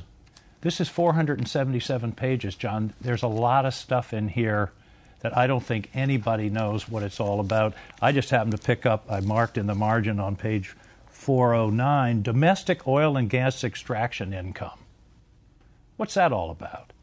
There's a later provision about income on oil and gas from foreign countries. What's that all about? The point is, nobody knew what was going on here. And there was a moment when we could have fixed it. Chuck Schumer moved to recess Friday night about 9 o'clock till Monday. Give people a chance to go through this and dig through it. Party line vote, denied. We ended up voting at 3 a.m. Senator McConnell said Friday night, he said, when you're complaining about the process, it means you're losing. Well, I think there's a point there, because I heard him complain about the process a lot when I first arrived. But at some point, process matters. I mean, the 86 tax bill, 33 hearings, 10 months. The vote in the Senate, by the way, was 90-10. This one barely was dragged across the finish line on a party line vote. So what happens now? Well, there's a lot of talk about what the conference will be. I give it 50-50. There'll be no conference. I think there's a chance, because I don't think that either side wants to take either the House or the Senate wants to bring this back to the floor. The House just may take the Senate bill and send it to the president. So what happens now is we've now made a 30-year decision. This may be the most important vote any of us take in our career, because this isn't the reauthorization of the FAA or even the Farm Bill. This is something that's going to affect every American, every business, the whole economy for decades. And what happens now is we're going to see, well, I'll give you 3 predictions. I got 3 predictions. All right, you got 30 seconds. One is you're going to see people put on their long, serious face, as Orrin Hatch did this morning, and say, the deficit's really a problem. We can't do SNAP or Social Security or Medicare. We got to restructure. That's number 1. That's the first prediction. 2, we're going to find some really stinky stuff in here that we didn't know. And 3, anything good that happens in America in the next year, including good weather at the Super Bowl, is going to be attributed to this bill. Those are my predictions. I want to ask you about the Intelligence Committee. But first, on the question of spending, government spending at the end of the year, Democratic leaders didn't meet with the president this week. What's your sense of what happens when the government is running out of money? Well, they're already talking about another short-term, what they call a CR, continuing resolution, that would get us into January and escape this deadline of this week. I think it's really unfortunate. Generally, all the work of the appropriations committees have been done for a budget. We could pass a budget. We could have passed a budget 2 months ago. And I don't sense, nobody wants to shut down. I don't sense that that's going to come. unless it's through mutual misunderstanding between the two sides. Let me ask you about Michael Flynn. Given what you know as a member of the Intelligence Committee, how do you read this plea deal that he made? Well, I think you can read it in one of two ways. One, you could say he pled to a fairly minor offense, and that's the end of it, and it's not a big deal. The other, you could say he pled to a fairly minor offense, and that means he has a lot to deliver to the prosecutors. I think one of the most significant developments, though, has been in the last 24 hours, where the president tweeted yesterday that he fired him because he had lied to the FBI. That's the first time the president has said that. And it was the next day after he was fired that the president allegedly said to Jim Comey, go easy on Flynn. If he said to Comey, go easy on Flynn, knowing that he had lied to the FBI, that ups the ante on that particular part of this whole situation. And I think that may be one of the things Mr. Mueller's focusing upon. Does that change the shape of your investigation on the Intelligence Committee? Are you looking into obstruction of justice in the work you're doing? No, and I think that's an important distinction to make. Mueller is a criminal investigation. He's a prosecutor. He's looking for criminal violations. We're looking for the facts. And our focus is on what did the Russians do? Will they do it again? What did they do in the States? And was there collusion between the Trump campaign? My concern about all this, John, is that the latter issue, the hot political issue of Trump and the Russians in the campaign, is obscuring the larger issue, which is the Russians attacked our democracy and they're going to do it again. And that's where the focus of our investigation is, and on the collusion issue. Let me quickly get your thoughts. You're on the Senate Armed Services Committee. You just heard Lindsey Graham talk about Americans preparing for preemptive action in North Korea. What's your take on that? Well, part of diplomacy has to be the threat of military force in the background. It makes your negotiations credible. But we've really got to lean on the Chinese. They have to be the solution to this. This is not a case. One of the worst terms ever to enter our lexicon is surgical strike. There's no such thing as a surgical strike. And the idea that we can go in and take out their nuclear capability just isn't so. Most of it's deep underground. So we would be talking about a major war on the Korean Peninsula. Plus, Seoul is only 35 miles from the North Korean border. Anything happens in North Korea, Seoul is history. That's 26 million people, including a couple of 100,000 Americans. So I wouldn't say it's unthinkable. It's got to be credible, but we can't go there anytime soon. All right, Senator, thank you so much for being with us, and we'll be right back with White House Budget Director Mick Mulvaney.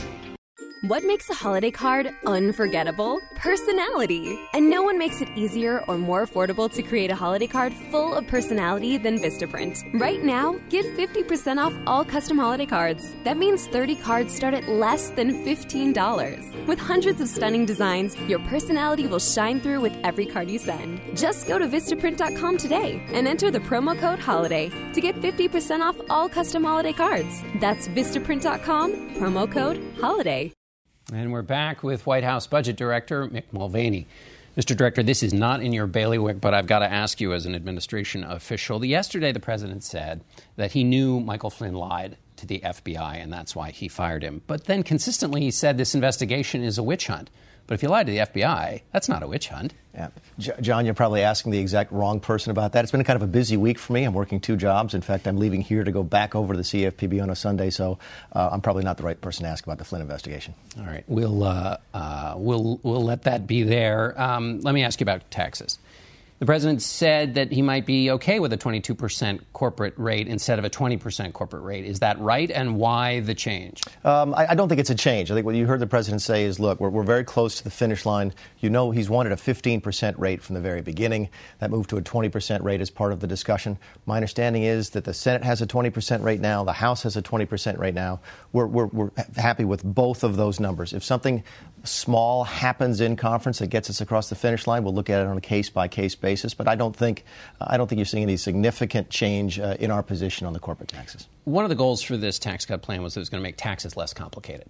Taxes are not going to be less complicated if this passes. They will be for ordinary people. For ordinary Americans, they will be. For small businesses, they're still going to be fairly complex, but they always were. You know when you sign up to be a pass-through entity that your life is going to be fairly complicated for taxes, but for ordinary folks, it will be. But for conservatives who wanted to shrink the IRS is going to have to get bigger to watch all of these new tax regulations, because if you don't, you're not going to squeeze the revenue out that you need to keep the budget more in balance than it would be. Keep in mind, there's not a lot of new regulations. Yeah, you're going to change the way we treat, again, pass-through entities, but a lot of the deductions are gone. A lot of the loopholes, again, one person's loopholes, another person's deduction, those are gone. So there is still some simplification. So I don't think, you're not going to see a dramatic increase in the size of the IRS in order to administer this law. Let me ask you about carried interest. You and I have talked about this. The president said the loophole that exists allows people to get away with murder, hedge fund managers and so forth. There have been tweaks in that, but not material changes. Why was that something that couldn't get through, given what the president said, which is that these people who benefit from that loophole are getting away with murder? Yeah, go back to the very beginning. And I've talked about this before. We laid out some principles at the White House. The principle was ordinary families would pay less, and it would be simpler for them to pay, and the corporate rate would come down. Within those guardrails, we sort of left it up to the House and the Senate. And the House and the Senate apparently, I think, have both settled on the same plan, which is that if you hold an asset longer than 3 years, you're going to get that carried interest treatment. The same in both bills. And I think that does discourage some of the abuse, the short-term churning and so forth. But there's not much short-term churning in the carried people who benefit from the carried interest. I think the average holding of the assets is well over 3 years. So it's not something that's going to get at what the president made a big deal about, both as candidate and as president. The treatment that benefits those people he said was getting away with murder that's going to continue. But again, go back to what our priorities were. Ordinary families, lower corporate tax rate. We got that. Yeah. What the House and the Senate sort of filled in the details, and that was up to them. We've talked about this before, but that priority, sticking with the priorities, but the middle class families are still, there's going to be about a quarter that might see their taxes go up. And in the Senate bill, those tax cuts expire. And just in watching this go through, there's been such focus on keeping that corporate rate steady at 20%. But there's been that flexibility on really being able to say what you started being able to say at the beginning of this, which is that everybody in the middle class will get a tax cut. I'm not sure where the quarter number comes from, but let's talk about the expiration. Who deduct, who don't take the standard deduction, who itemize, those are the ones who might see their taxes go up. Right, but keep in mind also we're doubling the size of the standard deduction, so the number of people who will otherwise itemize will go down dramatically. But anyway, come to this issue of this expiration. We'll call it what it is. It's gaming the system. The Senate rules are so bizarre and so arcane that you have to sort of horseshoe a bill into that Senate reconciliation process, which is why they're supposedly these rates are going to expire after 5 years. The Bush tax cuts were the same way, and most of them didn't expire. We've said before, we say again, if it's good policy, it'll be permanent. If it's bad policy, it'll be temporary. Gaming the system seems like a dangerous place to be when you're passing legislation. They did it for health care. Anytime you want to get something through the Senate on 50 votes, you have to sort of. I know, but do you want to repeat the mistakes of the other team that you were so unhappy about? Do you want to repeat those mistakes yourself when you're in charge? What I'd rather do is change the rules so that ordinary legislation can be considered on an ordinary basis, and you're not sitting there forcing policy into procedure. You shouldn't let procedure dictate what your policy is, which is exactly what you have to do because of these rules. Yeah, although people would say those procedures help keep the deficit problem going down. But let me ask you about the shutdown, which might be coming. Governments run out of money. Democrats wouldn't meet with the president. What's the status of things? Oh, it's funny to see it now that the Republicans are in charge. I think there's a group of right-wingers in the House who say they want to shut the government down. There's a group of Democrats who want to shut the government down over DACA, and there's a group of lawmakers from some of the hurricane states who want to shut the government down until they get what they want. This just sheds light on the fact that the appropriations, the spending system is broken when any little group can sort of hold the government hostage. We need to get beyond that. I think that we will. I don't think you'll see a government shutdown. People used to say that about you. You were in one of those little groups when you wanted to shut the government down for reasons. You've changed your stripes. No, all the more reason the system should be fixed. We don't spend money properly in Washington, D.C. We jump these massive bills to massive bills.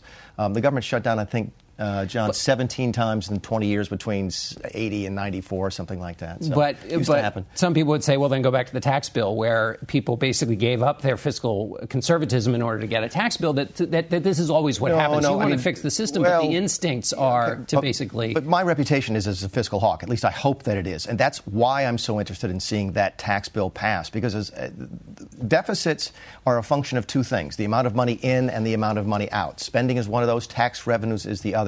We have to get the tax revenues up. That means we have to get back to a healthy American economy, grow the economy so that you make more money, I make more money, ordinary Americans make more money, and so does the government. That helps lessen the deficit. Obviously, there's a big debate among other deficit hawks about whether this bill meets that criteria. I've had long conversations with Mr. Corker. Yes, sir. Well, more than him. But anyway, a good shutdown. The president once talked about it would maybe be good to have a shutdown. Is that still his view? Well, that goes back. I remember when he said that in April, and that goes back to this system being broken. Congress doesn't spend money the way it's supposed to. It's supposed to pass, and I know this is getting deep down in the weeds, 12 different appropriations bills. They don't pass any. And we have these massive bills at the end of the year, and either it passes all at one time or it fails all at one time. And that's sort of managing by crisis to crisis, and it's not a good way to run the country. Our crisis is we're out of time. Mr. Director, thanks so much it's always for being a pleasure. with us. For some analysis on this very busy week, we turn to our political panel. Julie Pace is the Washington bureau chief for the Associated Press. Ramesh Ponnuru is a senior editor at the National Review. We're also joined by Ron Brownstein, the senior editor of The Atlantic and a CNN senior political analyst, and Ezra Klein is the founder and editor at large of Vox.com. Ramesh, let me start with you. The tax cut, looks like it's going to passage and signed by the president, so big win for the president. What's your take on it? It's not just a big win for the president, it's his only major legislative win so far.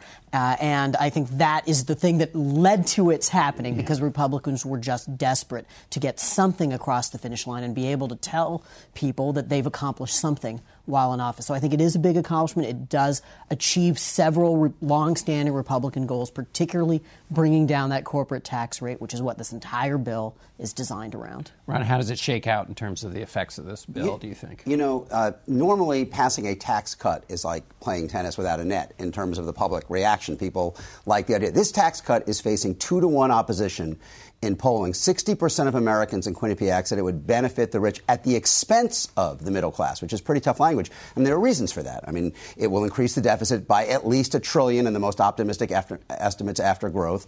It puts most of its benefits, 62% by some estimates, into the top 1%. And all of the studies have shown it will have relatively limited impact on accelerating growth. But that, I don't think, is the reason why it is at risk. It's at risk because it departs from earlier tax bills in raising taxes on certain targets. People who live in big cities, people who live in blue states. It cuts taxes for alternative energy while preserving them for oil and gas.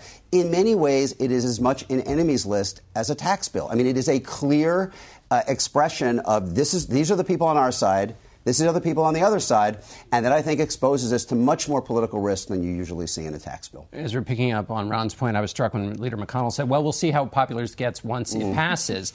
Chuck Schumer in 2010, after the Affordable Care Act passed, said, when people learn what's actually in the bill, as this goes along, it's going to become more and more popular. So they've really just switched teams. Well, there are two actually interesting things about that, because two things happened here. One is that recently Obamacare has gotten a lot more popular. Yeah. It's become a majority popular bill for the first time since its passage, since Trump got elected. But the other thing this tax bill does is, on the way to passage, it casually destabilizes the entire individual insurance market in America. Ooh. So the Republicans had skinny repeal at the end of the Obamacare repeal effort. The main provision of skinny repeal was that they're going to repeal the individual mandate and not really replace it with anything. They knew that was a bad idea. And so the idea was it could only pass if Republicans promised they wouldn't make it law. They would change it at conference. But right now, they've passed a tax bill that, on the way to passage, it gets rid of the individual mandate. According to the Congressional Budget Office, 13 million people will lose health insurance. Insurance premiums will go up by 10%. Individual markets will be much more destabilized. And they don't have an answer for this. So in addition to a tax bill that is incredibly regressive, has all the features Ron just mentioned, it's also going to upend American health insurance markets. And they've not really thought hard about this or what to do about it or how to handle it at all. It's something they did to get a little bit of revenue and didn't really think through on the way to passage. What's your take, Julie, on this? Well, politically, big win for the president and Republicans if they can get through the conference process, and they have every political incentive to try to move through that process pretty quickly. I think one of the big things that we have to look at over the next year or two as the president heads toward 2020 is, what is the impact of this legislation on his voters? He has made sweeping promises to his voters, working class voters, that they are going to get big tax cuts. There's going to be a lot of tape for Democrats to go back to. If you look at a lot of the analysis that's come through, yes, many middle-class Americans will get some kind of tax cut. Some may not, and for some, it may be fairly minimal. So he's putting a lot of his own political capital into a piece of legislation that may not bring the kind of success for his voters that he is promising One right now. intriguing marker in this, if you go back and you look, 25 Democratic senators voted for the Reagan tax cuts in 1981. 12 Democratic 86. senators. 81? The original 81. 86, everybody voted for it, both parties. It was 90 plus votes. 25 Democratic senators and 81. In 2001, 12 Democratic senators voted for the Bush tax cuts. When this started, there was a lot of expectation that because there are 10 Democrats running in 2018 in senators in states that President Trump carried, that he would have a lot of leverage to get them to vote for it. This bill is so tilted toward Republican constituencies relatively narrowly at the top that no Democrat felt compelled, even in states that Trump won by double digits, to vote for it. In stark contrast to 01. Anyway, I understand politics has changed since the 80s and even since 01, but this is not something that they were afraid of opposing, both because of the politics and because of the substance. And because Trump is less popular than most presidents are. You can respond to that. But it seems like North Dakota, West Virginia we're talking about here. But, Raj, you wrote this week about an effort by Senator Rubio and Senator Lee to try to build up the families at the lower end of this. Why was there resistance to what they were trying to do? There's also other things. Paul Ryan has been a fan of increasing the EITC for childless. Right. You could have lowered the rates at the bottom. Why were those, which would have been direct, injections into the middle class and lower class, why were those so hard to get through? Right. So they weren't the priority for Republicans. Senator Mike Lee and Marco Rubio tried to make payroll tax relief possible for families by extending the child credit to them, and pay for that by just increasing the corporate rate less than 1%. Republicans were just dead set against it, 32 of them, saying that we had to keep this 20% rate, that's somehow written in stone. And the Democrats, by and large, decided they did not want to participate in this bill. They could have carried that across the finish line if they had wanted to. Ezra, let me go back on the health care question. Susan Collins, as a trade for her vote, said that Mitch McConnell promised her that Alexander Murray, the bill being used to kind of try to stabilize the Affordable Care Act, of course, before the individual mandate was being taken away. Give me your sense on that. And McConnell is committed to that, to bringing that up. Alexander Murray was designed to deal with some problems that are in Obamacare now, and also the Trump administration's continuing sabotage of Obamacare, particularly the expectation they're going to stop paying the cost-sharing reductions. You cannot pass Alexander Murray after blowing a giant new hole in it. Alexander Murray doesn't fix that. It's not built to fix that. It's not powerful enough to fix that. So, I mean, these are percentages pulled out of nowhere, but can imagine if Alexander Murray stabilizes the individual markets by 15%, the individual markets destabilizes them by 40%, you have a net worse individual market. This was not a trade that ever made any sense. It's a fig leaf. It's a way of saying that you're doing something without having any idea of what you're actually doing. Can I get back to Julie's point quickly? Real quick about the economic impact of the tax bill. I mean, essentially, you have a Republican coalition now that depends largely on the votes of blue-collar, lower-middle-income whites, and who Trump is speaking to very powerfully on a cultural basis. But you have a tax bill that tilts even more toward the top 1% than the Bush tax cut gave about a quarter of its benefits. This is about 3/5. And the question is, can they hold those blue-collar voters? Well, one way they're doing it is by ramping up, even relative to Bush or Reagan, the cultural antagonism and even the kind of overt kind of racial element in the message. The problem they're getting is that that's pushing away more people at the top. And if you had to predict for 2018 what's a bigger risk, blue-collar people thinking they violated their interests or white-collar people thinking they're violating their values, I'm betting on the latter. That's what we saw in Virginia. That's what we're seeing in Alabama. And the blue-collar side is holding so far for the Republicans. But the tax bill does reduce taxes on average, including for blue-collar people. The question is, are they going to be upset that other people get a bigger tax cut than they do? And my Republican bet is that they don't. Until that expires, right? Until a lot of upper middle class people the people who are recoiling from Trump on cultural grounds will also face higher taxes in blue states. And there are still a lot of Republicans in Southern California, New York, New Jersey, Northern Virginia, suburbs of Minneapolis and Chicago who will be at risk in this bill from voters who are readily pulling away from them on the cultural and racial grounds. All right, let's switch here to Julia, let's switch to Michael Flynn. What do we make of this? I mean, obviously it's a big deal. What's your take on it? It's a huge deal. And the White House is leaning hard on this idea that in the actual court documents that came out at the end of the week, there is no evidence of collusion between the Trump campaign and Russia. That is true based on what is in the court documents. But I think Senator Graham made a good point. If that is Mueller's aim, to see if that collusion existed, he now has the witness a cooperating witness that he needs. Michael Flynn was by Trump's side throughout the campaign. He was flying on Trump's plane with him. He was with him behind the scenes. He was a major player in terms of their formation of policy, such as it was. And I think the other thing that is significant about the court documents is that it undermines the entire White House argument about why Flynn was fired. They said Flynn was fired essentially because he was freelancing in his conversations with the Russian ambassador. He lied to Mike Pence about it, and he did this on his own. Those court documents say that he was actually in direct conversations with Jared Kushner and with KT McFarland, who was part of a larger group, talking about conversations they were going to have with the Russians. We haven't heard a good explanation from the White House about that right now, but it's very clear that Flynn was not the only person during the transition who was aware that they were going to be talking policy with Russian officials. Transition policy. To make one just big point about this, if you just step back from Flynn, from Manitos, from everything we're hearing from the meetings at Sessions Forgot, all the times Kushner lied on his security clearances, there's a lot being forgotten about, lied about, misrepresented, for it all to be innocent. I mean, there's some, but we don't know the whole story yet. Mueller is running what appears to be a very expansive and very aggressive investigation. But it is getting to be what we are being asked to believe as innocent is getting to be almost ridiculous. You go back to the Don Trump Jr. emails with a Russian lawyer saying, I would love to get some dirt on Hillary Clinton. There's an overall picture coming together here. And for a group that says they have nothing to hide, there sure is a lot they appear to be trying extremely hard at great legal risk to hide. Ramesh. So, we all want to know what this means for the future of the Mueller investigation. So obviously, because this is a plea agreement, that means that Mueller thought that he could charge Flynn with more than that, and that he wants Flynn's cooperation. So, of course, we all want to know what the future holds here. But one thing that we can easily skip over is this just shows terrible judgment on the part of somebody who was the national security advisor, and therefore also shows terrible judgment on the part of the person who hired him. The administration's sending out these press releases where they say, oh, this was an Obama guy, Flynn. And, of course, Flynn did work in the Obama administration, but the Obama administration warned the Trump people not to hire him. They went ahead anyway, and it really just shows, again, abysmal judgment from a president who always said he was going to surround himself with the best people. One thing we know about the special counsel is he does not give out hall passes easily.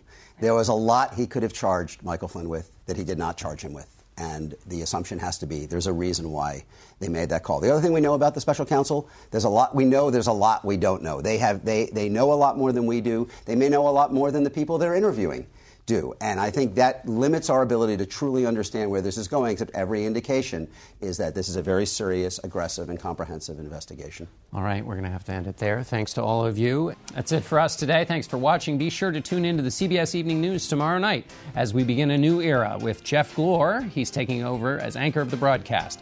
Until next week, for Face the Nation, I'm John Dickerson. Today's guests were Senate Leader Mitch McConnell, South Carolina Senator Lindsey Graham, Independent Maine Senator Angus King, and Office of Management and Budget Director Mick Mulvaney. The executive producer of Face the Nation is Mary Hager. The senior producers are Jill Jackson and Ed Forgetson. The broadcast was directed by Brian Nailsnick. Face the Nation originates from CBS News in Washington. For more Face the Nation, we're online at facethenation.com. And you can follow Face the Nation, John Dickerson, and CBS Radio News on Twitter, Instagram, and Facebook. Face the Nation is also rebroadcast on our digital network, CBSN, at 11 a.m. and 6 p.m. Eastern every Sunday. Looking live at Air Force One in the Ronald Reagan Presidential Library. That's the flying White House that took our 40th president some 600,000 miles around the globe in pursuit of peace and democracy. And hello again from Fox News, today in Simi Valley, California. I'm Chris Wallace, and welcome to a special hour of Fox News Sunday from the 5th Annual Reagan National Defense Forum. Key players in national security, including top administration officials, members of Congress, and military leaders, came here to address the state of our national defense. This hour will share highlights from the forum, including a conversation with Reagan's Secretary of State, George Shultz, about the art of negotiating. One of the Republican leaders in the Senate, John Barrasso, joins us to discuss Senate passage of the GOP tax plan and what comes next. And we'll ask President Trump's National Security Advisor, General H.R. McMaster, about Michael Flynn pleading guilty to lying to the FBI in the Russia probe. We begin there with correspondent Kevin Corke live at the White House, but how the president's inner circle is handling the Flynn news. Kevin. Chris, a Twitter storm early Sunday with the president tweeting several tweets about the FBI, calling them inconsistent and unfair in the ongoing Russia probe. But the White House also found itself trying to salve yet another self-inflicted Twitter wound, this time not over the substance of what the president had to say, but rather over the style and the lack of nuance in social media, which is raising all sorts of serious questions. The president tweeted, "I had to fire General Flynn because he lied to the vice president and the FBI. He's pled guilty to those lies. It's a shame because his actions during the transition were lawful. There was nothing to hide." But in Washington, that statement set off alarms, with critics suggesting that the president's tweet means he knew Flynn lied to the FBI when he fired him. There are reports that the president's personal lawyer, John Dowd, is the one who crafted that tweet and did so in a, quote, sloppy manner. The president adding this, "I never asked Comey to stop investigating Flynn, just more fake news covering another Comey lie." All this as his former national security advisor faces time behind bars for lying to the feds, investigating possible collusion with the Russians in an effort to affect the 2016 election. Yeah, that's right. Lock her up.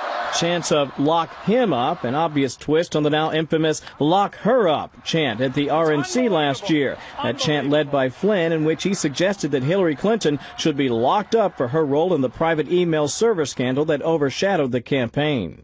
General Flynn continues to cooperate with investigators. He faces a sentencing hearing in February. The president says they're not going to find any collusion, Chris, because, frankly, there was none. Chris? Kevin Corke reporting from the White House. Kevin, thanks for that. Earlier, I sat down with the president's national security advisor, General H.R. McMaster. General McMaster, welcome back to Fox News Sunday. Chris, thank you. It's a pleasure to be back with you. Now that General Flynn has pleaded guilty and that he is said to be cooperating with the special counsel Robert Mueller's investigation, are you in contact with other countries to reassure them that President Trump is firmly in charge and his presidency is not in trouble? No, I don't think our allies need any reassurance. In fact, what we're doing is continuing to work with them on all the key challenges we face today, from North Korea to the defeat of ISIS across the greater Middle East, the ongoing efforts in Afghanistan, Pakistan. We're working with our Latin American partners very closely on the issue of Venezuela. And so we haven't missed a beat, really, and the topic doesn't even come up. But honestly, do you know what General Flynn may have to say about President Trump and other people in his campaign team and their involvement with the Russians during the campaign? No, that's not our focus on the National Security Council, obviously. So what we're focused on are the key issues that we have to confront today to protect the American people, advance our prosperity, the priorities that the president's given us to move as quickly as we can to resolve this crisis with North Korea, a regime that's threatening the world, and to do everything we can to, as we defeat ISIS in the greater Middle East, make sure conditions are set so that ISIS doesn't return, and also so that we address the problem of Iranian influence across the region, which is driving a lot of this humanitarian and political crisis in the Middle East. On a personal level, though, what are your thoughts about General Flynn, a fellow soldier who served in the military for 33 years, pleading guilty to lying to the FBI? Well, Chris, if my thoughts are on what we have to do for the country, I don't really have a lot of spare time to think about other topics other than our greatest national security challenges. Let me ask you about another personnel issue which bubbled up this week. White House officials are talking openly about a plan to replace Secretary of State Tillerson by January, the first anniversary of President Trump being sworn into office. The president and Secretary Tillerson pushed back on that hard, but can you flatly deny that there is any plan in place to replace Secretary Tillerson over the next couple of months? Yeah, I'm not aware of any plan at all. What I'm aware of is that the Secretary of State is traveling today to advance and protect our interests, as is our Secretary of Defense. I know that we met on some very important topics in the past week and have brought some great options to the President to protect the American people and advance our interests where those interests are at risk.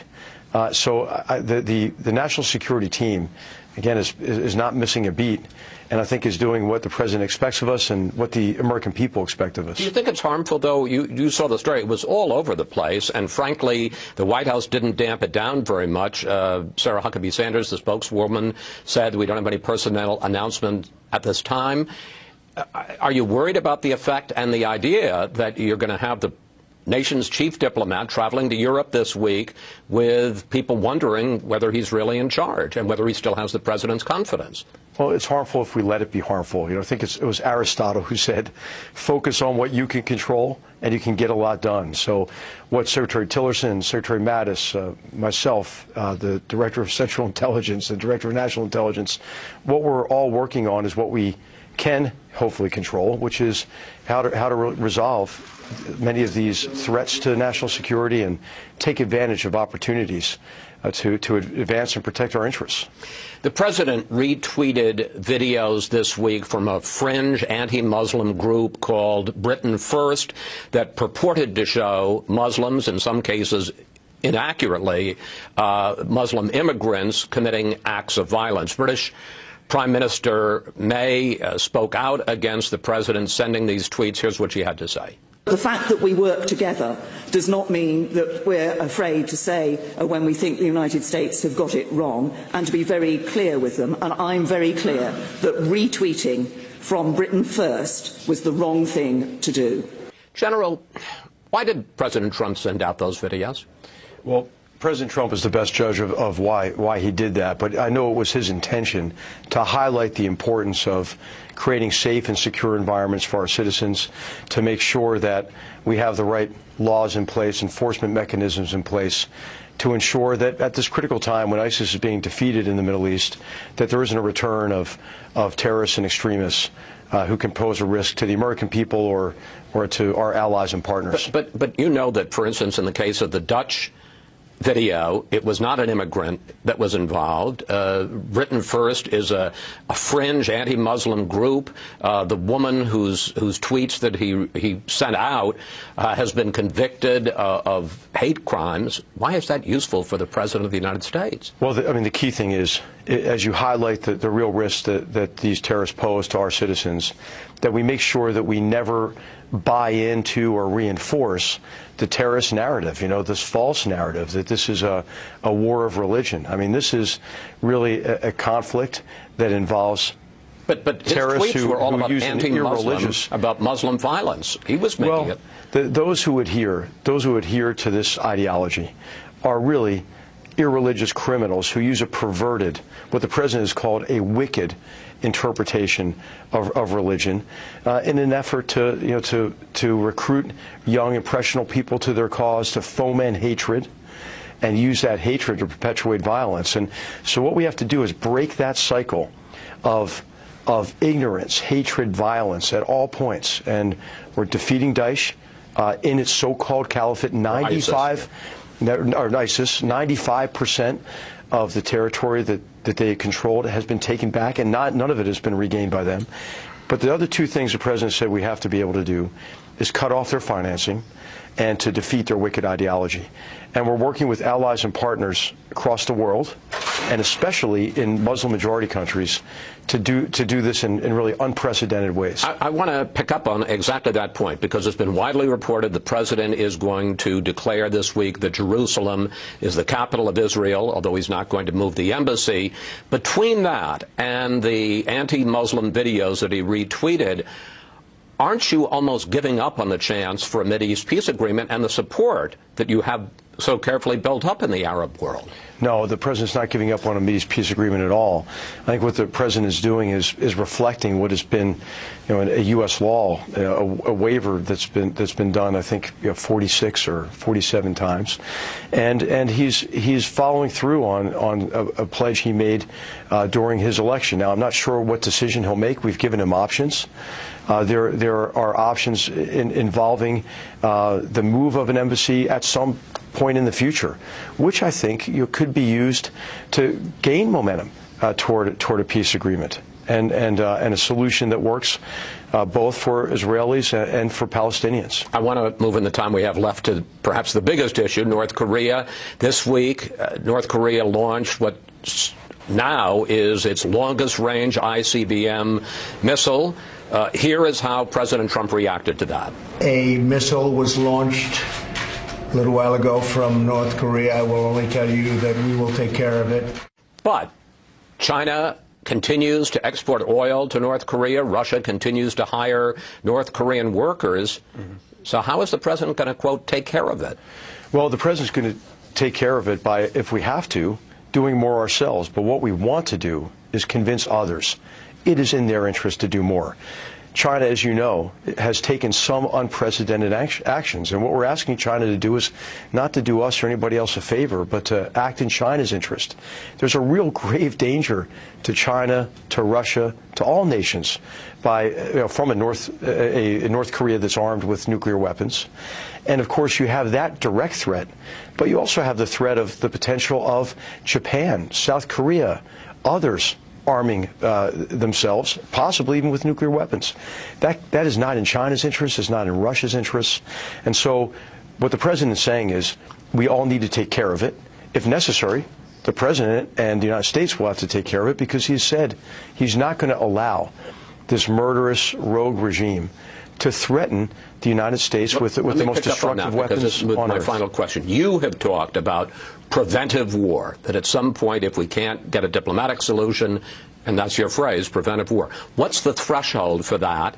And conversely, we lived, and here we are at the Reagan Library, for half a century with a Soviet Union that had thousands of warheads pointed at us through the policy of mutual assured destruction. They strike us, we strike them. Why can't we basically coexist under that unpleasant reality with North Korea?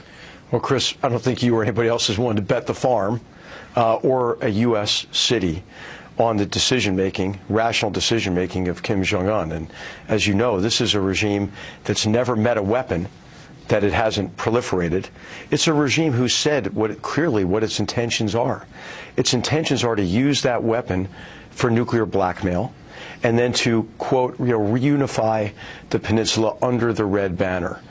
So he would use this to extract payoffs, as the regime has done with their nuclear program in the past, and to drive the United States and our allies away from this peninsula that he would then try to dominate. And if you want to know what life looks like under a North Korean regime, we just have to look north of the 30th parallel. The other really grave concern is the concern that he would proliferate or sell off these weapons to others.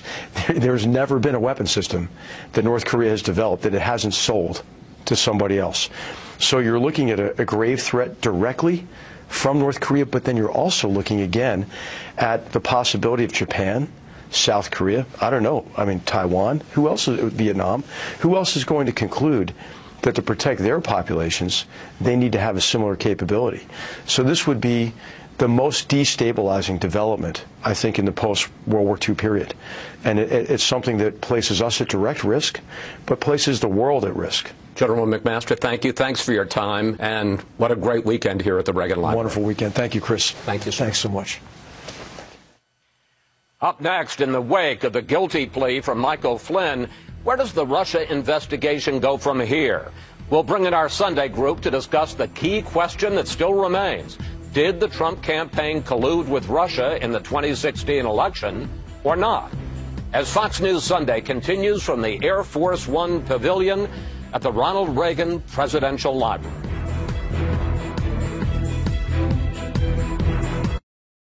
What has been shown is no collusion. No collusion. There's been absolutely no collusion, so we're very happy.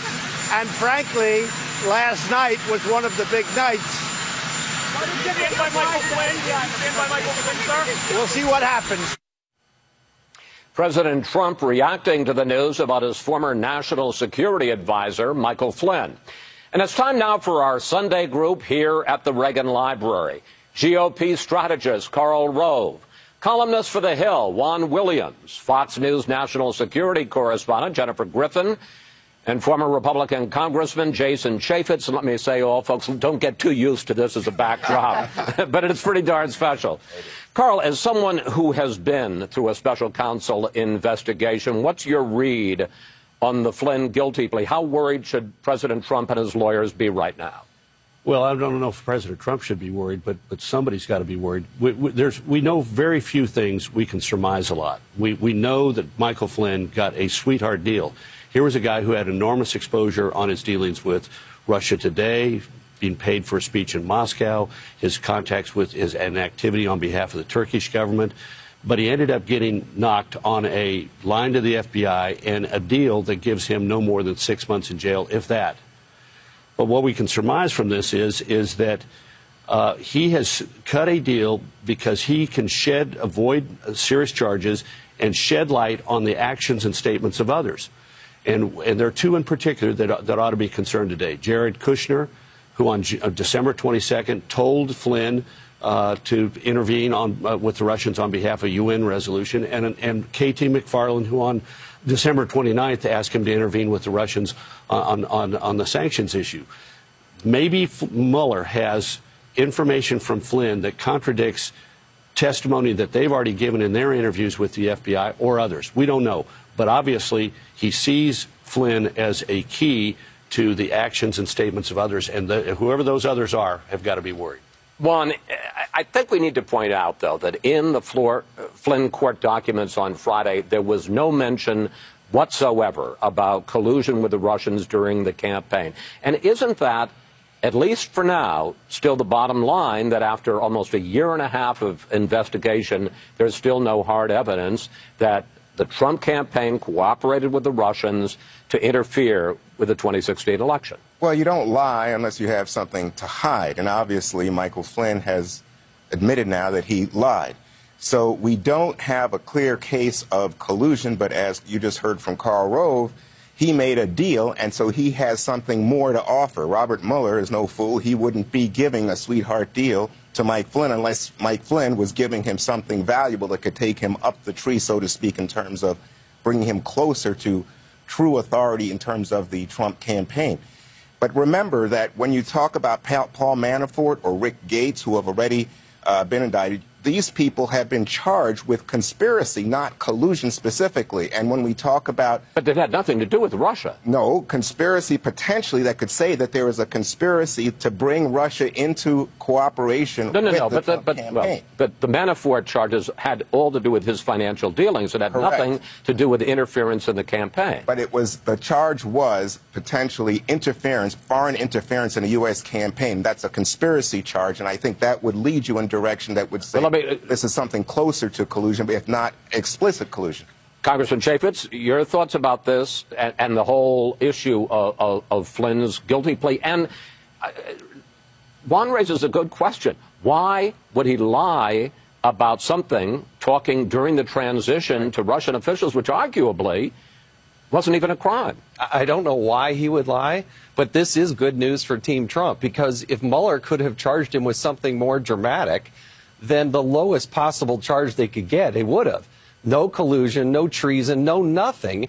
And now they take Mike Flynn, they take somebody very important to this investigation, and now he goes to the court and admits that he's a liar. He's not going to have any sort of credibility to be able to say this happened or that happened, because he's an admitted liar at this point. You buy that? No, I think it's part of a deal, Congressman. I think that's why it was reduced. If they wanted to charge him with something greater, they would have. No, but they didn't want to. And they didn't get anything. They didn't really. But they would, if they are making a deal, they are using this as pressure. In fact, you notice no sentencing component, because the judge and the special prosecutor, special counsel, want to be able to say to him along the way, are you cooperating or not? All right. We're going to have plenty of time to talk about this, and we really don't know what we don't know. Let's talk about something we do know, and that is that the Senate passed a big tax plan early Saturday morning, and not surprisingly, the reaction from the president and from the Senate Democratic leader, Chuck Schumer, was very different. Here they are. Tremendous tax reform, but it was the biggest package in terms of tax cuts ever passed in our country. Not a single member of this chamber has read the bill. It'd be impossible Some of the pages were completely crossed off, and text has been replaced by handwritten notes. Jennifer, we're going to talk to Senator Barrasso, who was involved in this, in the next segment. But as you look at this bill, is the key what's specifically in the bill, or more the fact that after the failure on Obamacare, repeal and replace, that congressional Republicans are passing something? Well, I think it's absolutely clear that they feel that they need this win before the end of the year, and they want to pass this as a Christmas present, if you will, before they leave for the Christmas holidays. They're going to have to come back, and to show you how much time pressure they're feeling, Congress is coming back a day early. They're coming back on Monday. They will start to try and reconcile the two bills, the Senate and the House bills.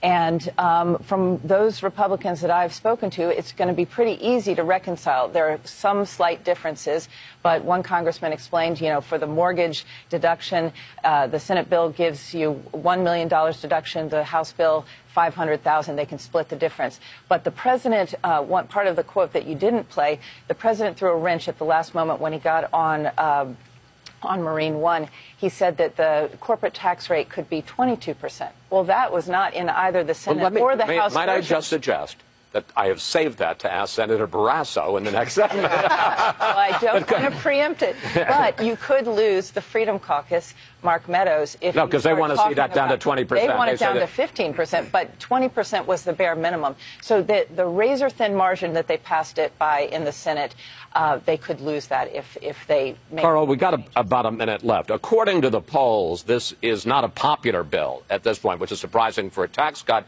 because it's generally seen as doing more for cutting the tax rates for corporations than it does for the middle class, for average Americans. Given that, if they do pass this bill, so whatever the, we're talking about details, but if they pass this basic bill, how much will it help Republicans politically in the 2018 midterms? Well, first of all, I think it's less because it's tilted towards a corporate tax cut than simply, if you look at the questions that the pollster is asking, they ask, do you approve of Trump's tax reform bill? And the approvals for the bill mirror his personal approval rating of the high 30s. This all depends on what happens. And the Republicans are counting on two things. One is that in January, withholding will reduce people's withholding and their paychecks will be bigger. And then also that the corporate tax rate cut will cause greater economic growth next year. And both of those things are important to Republicans keeping the House and Senate. Thank you, panel, and I hope that you have enjoyed your visit here to the Reagan Library as much as I have, and I suspect from the smiles on your face, you have. Spectacular. Up next, now that the House and Senate Republicans have both passed tax bills, can they agree on a compromise to put on President Trump's desk? A top Senate leader joins us to discuss that and the effort to avoid a government shutdown, as Fox News Sunday reports from the Reagan Presidential Library in California. Understanding you serve at the pleasure of the president, have you had talks about another job? Very focused on doing what I'm doing, Brett.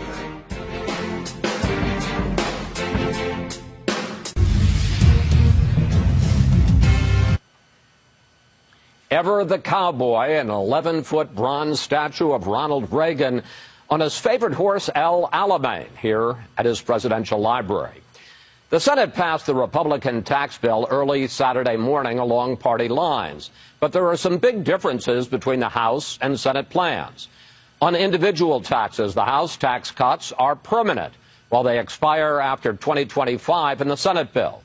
On corporate taxes, the House cuts the top rate from 35 to 20% in 2018. The Senate waits till 2019.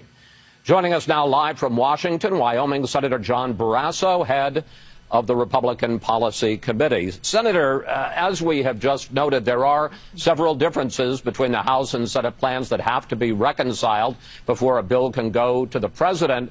I want to put up what maybe perhaps the two biggest that are creating the sharpest differences.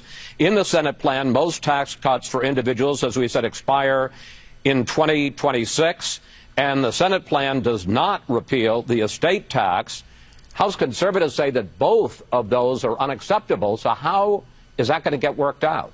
Well, first, Chris, thanks for having me. Let me take a step back to say a year ago, the American people voted for fundamental change in this country, and tax reform is a very big part of it, people wanting to keep more of their hard-earned money. And that's what you see in the bills that passed both the House and the Senate. Absolutely, there are some changes that still need to be made in conference to work these things out.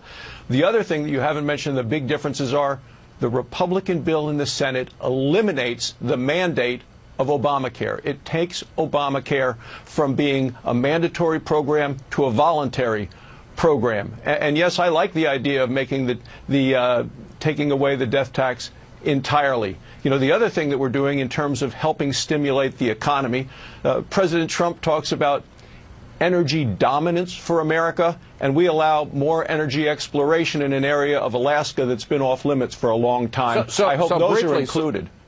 So briefly, I mean, there are some things that you're saying you like better in the Senate plan, some things you like better in the House plan, but you only passed it in the Senate with one vote to spare. So the question is this going to be a give and take where you'll take some of one and some of the other, or is the House basically going to have to swallow the Senate plan? Well, there's going to be a conference committee. The members from the House and the Senate will get together to look for the best solutions, but we're not that far apart. Fundamentally, for the American public, we double the standard deductions, double the child tax credits. We lower the rates. And in terms of investing in America and in an American-first economy, we lower tax rates for Main Street businesses all across the country, as well as corporations, to make us much more competitive internationally. So investments are made in America and not overseas.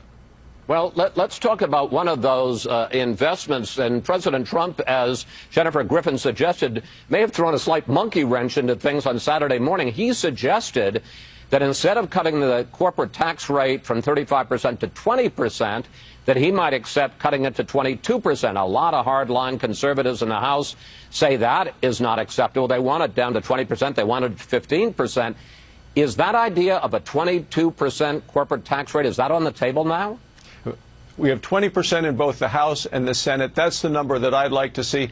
President Trump came to our policy lunch on Tuesday. I thought did a wonderful job explaining how important this is, because once we get tax reform done, and he is ready and willing to sign the tax relief for the American people, the tax reductions and tax cuts that people are desperately looking for to get the economy growing even faster, he said then we can go on to additional things, infrastructure, Sir, all the important things. To answer my question, is 22% acceptable or not? Well, everybody's going to have to decide for themselves how they would vote. My preference is 20%. I think we have a very good bill out of the Senate. The House has some components, but I think this is a major step forward for the American public. We are going to get this to the president's desk for his signature before the end of the year. Let me ask you about a couple of questions that people are raising about this bill. One of the president and Republicans' key selling points was that these tax cuts would pay for themselves because they would spur so much economic growth. Here's Treasury Secretary Mnuchin. In our models, we believe there will be $2.5 trillion of growth. And we're happy to go through the numbers. We're happy to give the details. But even taking into account economic growth, what's called dynamic scoring, the nonpartisan Joint Committee on Taxation came out with its analysis of the Senate plan this week. They say that even after growth, it still is going to add $1 trillion to the debt. Not pay for itself, add $1 trillion. Well, two things. One is, the good news is this group that tends to be wildly pessimistic has actually said that there will be economic growth as a result of the things that we're proposing with this tax relief But bill. not enough, sir. They are wildly pessimistic. Economists across the board believe that we will do much, much better. Just take a look at the current economy. These are all based on 1.8 stagnant Obamacare numbers. We don't have to do much to get up to much higher numbers, because the last 2 quarters we've had over 3% economic growth in this country, and we've had 2 million new jobs already created since the day President Trump was elected, and a lot of that has to do with the reform of regulations. So when you do regulatory relief as well as tax relief, I think we are going to have an accelerated growth of the economy way beyond what people are predicting. Another big selling point has been that the corporate tax cut will result in benefits, jobs, higher wages for the middle class. Here's President Trump. We need a competitive tax code that creates more jobs and higher wages for Americans. It's time to give American workers the pay raise that they've been looking for many, many years. But major companies like Cisco, like Pfizer, like Coca-Cola all say that they will turn over most of their tax savings not to workers but to shareholders in the form of bigger dividends and stock buybacks. That directly contradicts what the president said. Well, when we take our tax rates, the corporate rates, from one of the highest in the world to now one of the lower tax rates in the world, we have a global economy. Money will come rushing into the United States to invest here. I expect to see incredible amounts of investment from around the world. We live in a global economy, even though the Joint Commission on Taxation really doesn't look at it that way when they do their evaluation and assessments. I want to turn to a different subject, and that is, as you well know, the government runs out of money. On Friday, the working thought is that now that you'll pass a 2-week extension till the 22nd of December, just before Christmas, and try to work out issues then.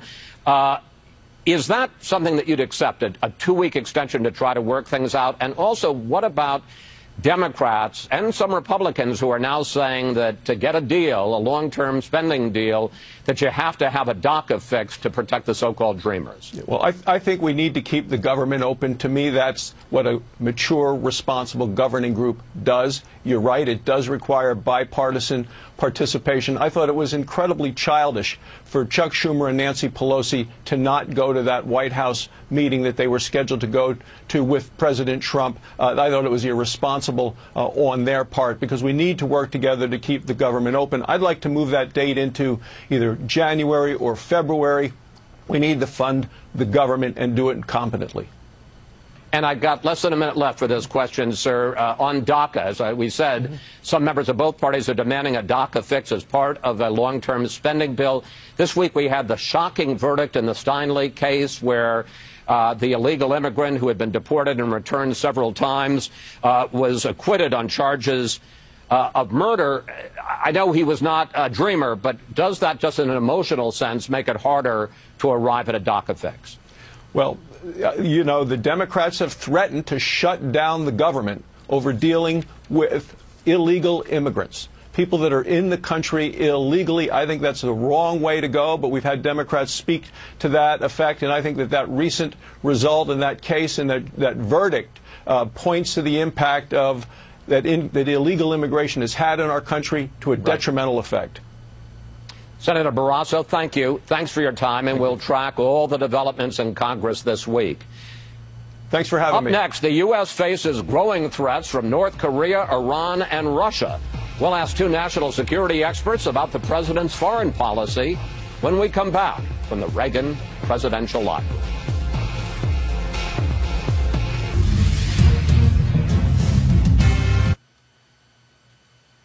A look outside the Reagan Presidential Library here in Simi Valley, California.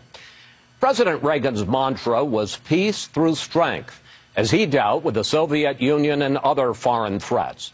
Well, this weekend at the Defense Forum here, top officials and foreign policy experts discussed what's the best strategy for these times. Earlier, I sat down with Jack Keane, a retired four-star general and former vice chief of the Army, and Michelle Flournoy, another former Undersecretary of Defense for President Obama. General Keane, big picture, how do you think President Trump is doing in national security and foreign policy? Yeah, I give him pretty good marks. I think it first begins with the national security team he's picked. And by and large, they know what they're doing. They have some background and some experience. Most of them have been in very stressful positions before. So that's good. In terms of what he's doing, I think what he's really trying to do is return America to a leadership role on a world stage once again, as the indispensable nation in the world. I think they believe that the United States, by and large, disengaged too much.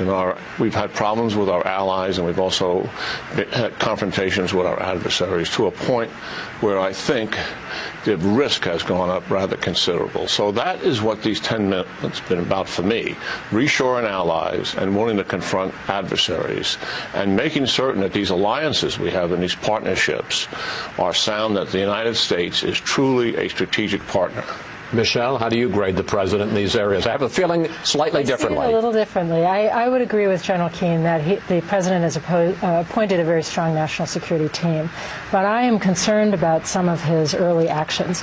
He's withdrawn from the Paris Climate Accords, making the United States the only country that hasn't signed the accords. He is pulling out of the Iran deal, which was keeping a very nefarious actor from actively pursuing nuclear weapons, and again isolating the United States when all of the other parties to the deal are sticking with it, and so forth. And then his own lack of discipline on his messaging. When he went to the NATO summit, he was clearly very reluctant to commit the United States to the defense of Europe. When he tweets random thoughts, sometimes insulting thoughts for other leaders, and creates a sense of crisis and unpredictability. So my biggest fear right now is that allies are wondering whether they can rely on the United States. Is the United States still a predictable ally and leader? I want to talk in a way that we haven't, not about specific issues, but about sort of bigger areas. The president just came back from his recent trip to Asia, and I was struck by his appearance at the Economic Summit in Vietnam, where he swore off big international trade deals, and Chinese President Xi embraced them. Here they both are. What we will no longer do is enter into large agreements that tie our hands, surrender our sovereignty, and make meaningful enforcement practically impossible. Over the last few decades, economic globalization has contributed significantly to global growth. Indeed, it has become an irreversible historical trend. Michelle, is President Trump creating a power vacuum in Asia that the Chinese are rushing to fill? I think that is the danger. When the United States pulled out of the Trans-Pacific Partnership negotiations, which was a high-standards trade deal that greatly advantaged U.S. economic interests, that left a vacuum, and it left our allies and partners high and dry. China is very happily stepping into that vacuum and trying to get a trade agreement in place that advantages China and plays by its rules. So I am worried about that. Let me turn to another area of the world, General Keane, which is your particular area of expertise, the Middle East. You now have Russia and Turkey and Iran working on a peace deal that would keep President Assad of Syria in place. And the U.S., it seems, somewhat on the sidelines. In effect, is Vladimir Putin winning in the Middle East? Yeah, absolutely, at the expense of the United States. There's no doubt about it. I don't believe we actually have a real strategy to counter the Iranians' aggression in Syria. The Iranians want to build a land bridge from Iran through Iraq, through Syria, challenge Jordan, challenge Israel from Syria all the way to Lebanon. And they're well on their way to doing that, Chris. And our focus there has been exclusively on ISIS. And the Iranians are moving east into Syria. The Russians are a part of that. Putin came in to Syria by that military intervention, hasn't done anything like that in 35 years. And it's a huge win for him. You know, politically, geopolitically, he stood up behind an ally when the United States, I think, was not standing up behind our allies. He's doing arms deals with every Sunni country in the region. He wants to build nuclear power plants for most of the countries in the region. He's trying to replace the United States as the most influential out-of-region country in there in the Middle East, a thing that we have enjoyed since the 1970s. And I don't see a strategy from the administration that's going to counter the aggressiveness of the Iranians in terms of what they're doing. The words are there, but I don't see any execution. And also counter Putin's dramatically and accelerating influence in the Middle East. Michelle, do you agree with that we are creating a vacuum in the Middle East and Iran and Russia are filling it? And if so, why would we do that? Well, I think there was a lot of hesitation about further military involvement in the Middle East, given what's happened in the last 15 years. But I do agree that Iran and Russia have both taken advantage of that situation, and we don't have the same leverage that we used to have there. I do think it's very important to re-engage with our most important allies and partners, Israel, the Gulf states, and others, and try to come up with the kind of strategy that the general's talking about. But this is not just a matter of, being strong militarily. We also need a strong diplomatic arm. And right now, I'm very worried about the sort of decimation of the State Department and the departure of many, many senior diplomats and the failure to bring in whole classes of new foreign service officers. So we're tying one arm behind our, one arm behind our backs. We got about a minute left, and I want you to equally share it. When you ask the White House, they say the Trump doctrine is America first. What are we getting in return for that, General?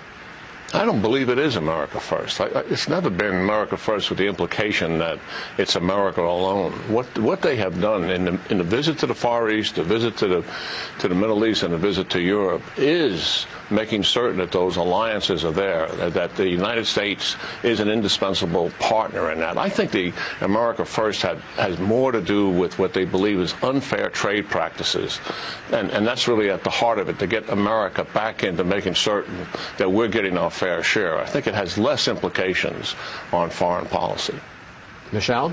Mike, what I hear from allies and partners around the world is they don't know what U.S. policy is. They hear something from the White House or read a presidential tweet, and that's different from what they're hearing from the Secretary of State or the Secretary of Defense or others who try to reassure them. I think this administration needs to speak with one voice and be very clear about what kind of leadership role the U.S. is willing to play in each of these areas and what allies can count on us for. We need to be predictable and reliable leaders and partners. General Keane, Michelle Flournoy, thank you both. Thank you. Great, Chris. Up next, our Power Player of the Week. President Reagan's Secretary of State, George Shultz, looks back on the art of negotiation as Fox News Sunday continues from the Ronald Reagan Presidential Library in California.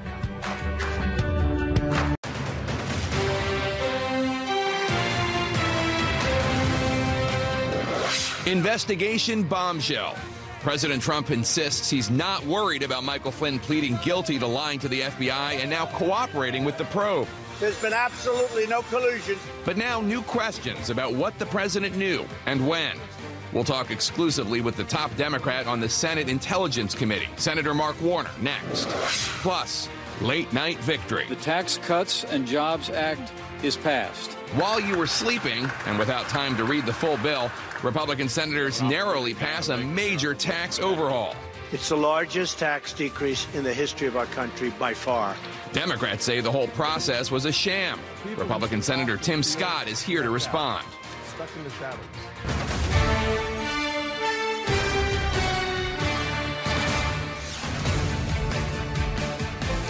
Hello, I'm Jake Tapper in Washington, where the State of our Union is trying to keep up in this insanely busy news week, with Republicans now just inches away from passing their tax bill, which will have profound consequences for the public. This morning, President Trump is focused squarely on discrediting the Russia investigation. He was up rather early, sending his first tweet at 6:15 a.m. Eastern about former FBI Director James Comey, saying, quote, "I never asked Comey to stop investigating Flynn, just more fake news covering another Comey lie!" Exclamation point. The president, of course, is prone to twisting the truth when defending himself. But let's be clear. Comey said in his sworn testimony, under oath, based on contemporaneous notes he took and shared with close advisors, that the president privately told him, quote, "I hope you can see your way clear to letting this go, to letting Flynn go. He is a good guy. I hope you can let this go." Now, this all comes after President Trump's former National Security Advisor, Michael Flynn, pleaded guilty Friday to lying to the FBI about his contacts with the Russian ambassador. Flynn has now flipped. He has agreed to tell the Mueller team what he knows, and the president felt compelled to weigh in on that as well, tweeting Saturday that he, quote, "had to fire General Flynn because he lied to the vice president and the FBI," unquote, a tweet that would seem to suggest that if he asked Comey to back off, he already knew Flynn had committed the crime of lying to the FBI. And now questions are swirling over what the president knew and when? There's a lot to discuss with my guest, Democratic Senator Mark Warner, the vice chairman of the Intelligence Committee leading the Russia probe. Senator, thanks so much for joining us. So first, let's just start with this claim. President Trump says he never asked Comey to stop investigating Flynn. As you know better than I, Comey testified under oath before your committee in June that President Trump did ask him to drop the investigation. Whom do you believe? I believe FBI Director Comey. I think he was very credible in his testimony and his private meetings with us. And it's not just Comey. You've had an attorney general who's had to recuse himself because of untold contacts with Russians. You had the President of the United States trying to intervene, as has been reported, with other national intelligence leaders who he appointed, saying, could you back off? We've had reports this week that he reached out to, your colleague, surprised by this, members of Congress saying, back off. This president has been obsessed with this investigation, always saying there's nothing there, but each week another shoe drops where we see more evidence of continuing outreach from Russians and some response from the Trump campaign and Trump individuals. In the case of Flynn, you have somebody who was his top security advisor, then his national security advisor, have a series of contacts with Russian officials beginning in early December with the president's son-in-law asking for back-channel connections to Russia, then efforts to try to intervene in American politics before they take over in terms of backing Russia off from a UN vote over Israel, then trying to get Russia to back off in terms of response to President Obama's sanctions. And now the president somehow saying he fired Flynn because he knew Flynn was lying to Pence. Well, if he knew that then, why didn't he act on it earlier? It raises a whole series of additional questions. Well, let me ask you about that tweet. I quote, I had to fire General Flynn because he lied to the vice president and the FBI. He has pled guilty to those lies. It's a shame because his actions during the transition were lawful. There was nothing to hide. That would seem to suggest that President Trump knew that Michael Flynn had lied to the FBI, which is, of course, a crime, when he fired Flynn and also when he, according to Comey, asked Comey to back off. That seems to be in the territory of obstruction of justice. And again, that's why I think you're going to see much more coming from the special prosecutor. Clearly, General Flynn and his son was in a great deal of legal jeopardy. The fact that General Flynn was only charged with one account, a major account, lying to the FBI, I believe means that there's many more stories that General Flynn will have to tell about his time during the campaign and during the transition. So I think there's more to come. And what we see here is this president, whenever any of his close associates falls into problems, he tries to disassociate. So the other individual, Mr. Papadopoulos, he tries to dismiss, again, somebody who's already pled guilty. His campaign manager, his deputy campaign manager, Mr. Manafort and Mr. Gates, who've been indicted, he tries to back them off. Now they're even trying to call General Flynn. I hear the White House has said this former Obama appointee. Remember, General Flynn was someone who led the Republican convention in a very inappropriate, lock her up kind of chant. This guy, Flynn, was completely tied in to the Trump operation throughout the campaign and then was national security advisor. How many people can this president continue to dismiss, particularly as the circle gets closer and closer, even to family members? President Trump did say this on Saturday when asked about the Trump, when asked about the Flynn plea deal. Take a listen. What has been shown is no collusion. No collusion. There's been absolutely no collusion. Is there any evidence of collusion? Is there any evidence of the Trump campaign and the Russians having some sort of agreement on how Russia can help the Trump team during the campaign? Let's again just go through the facts. We've had an FBI director who's been fired because of the president's intervention. We had the Attorney General had to recuse himself because of his many contacts with Russians he didn't reveal. We've had a series of these other individuals indicted or pleading guilty already. We also have mounting evidence almost every week of additional contacts between the Russian government or Russian officials and officials connected to the Trump campaign under the guise of trying to improve relations. But as we look back at that meeting in June that included Trump Jr., Jared Kushner, Paul Manafort, where there were constant overtures from Russians to say, hey, we've got dirt on Hillary Clinton. We want to share that with the Trump campaign. Now, we've got more dots to connect. We've got to finish our investigation. So still circumstantial, no actual concrete proof yet. I'm going to reserve my final judgment until we have all these individuals in to see us. But there has never been in modern American history a political campaign that had this much outreach to a foreign government and a foreign adversary in this case throughout the campaign and throughout the transition. I want to get to taxes in a second, but I do want to ask you about this detail from a New York Times story in which Flynn's deputy, K.T. McFarland, who was on the Trump transition team, wrote in an email, quote, if there is a tit-for-tat escalation with Russia, Trump will have difficulty improving relations with Russia, which has just thrown USA election to him. Now, the Trump team is saying, she's just saying that's how Democrats are going to describe it. She's not declaring it as a fact. And again, another reason why Ms. McFarland needs to come in and not just testify in front of Mueller, but testify in front of the congressional committees. We have a responsibility, and we've been trying to run this down the middle, Chairman Burr and I, and to get all the facts out to the American public so that not only can we figure out if there was collusion, but the fact is Russia and other foreign adversaries are continuing to use misinformation, disinformation, and these type of overtures. How do we prevent this from happening again? Let's talk about taxes. The Senate passed the bill late Friday night, and the early House, Saturday morning. And the House and Senate are now going to go to a conference committee to reconcile the differences in the tax bills. Is there any chance that this bill will not become law? I think there still remains some chance. And I was saying Friday was my single worst day as a U.S. Senator. Because as somebody who wanted to be part of tax reform, who realizes we need to have a more competitive corporate rate, that realizes we need to bring back some of those American profits. But three things about this whole process that just plain stunk. One was, this was Swamp 101, the process on Friday night where the bill was being hand-drafted. Lots of provisions were being included for special interest. One got exposed already, exempting a particular religious college in Michigan, backed by the DeVos family, for special tax breaks. That got exposed at least, but I will bet you we will see literally dozens more of these special provisions put in to help special interest. Secondly, as somebody who's been passionate about not adding to our already $20 trillion in debt, this bill, I believe, will add over $2 trillion to the debt, even with whatever growth comes from these tax cuts. That's not only because of the $1.5 trillion that's already been acknowledged, but this tax bill is set up so that all of the goodies, the things that are actually somewhat helpful to individuals, are all set to expire within 5 years, creating what's called more fiscal cliffs, and chances are those provisions will be extended, driving up more debt. And third, on just plain substance.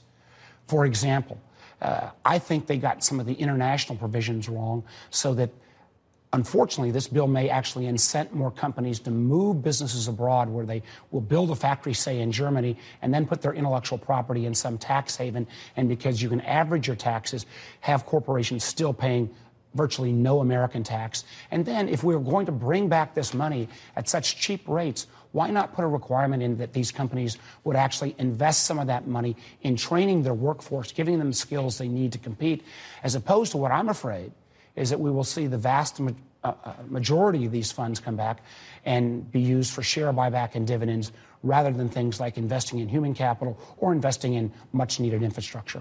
All right. Senator Mark Warner, Democrat of the Commonwealth of Virginia, Vice Chair of the Intelligence Committee. Thanks for being here. Thank you, appreciate it. While the president is obsessing over the Russia investigation, Republicans are celebrating after passing the tax bill in the Senate in a wild late-night, early morning session that included scribbling last-minute changes into the bill that could change your life. Republican Senator Tim Scott of South Carolina is here to talk about that next. Stay with us.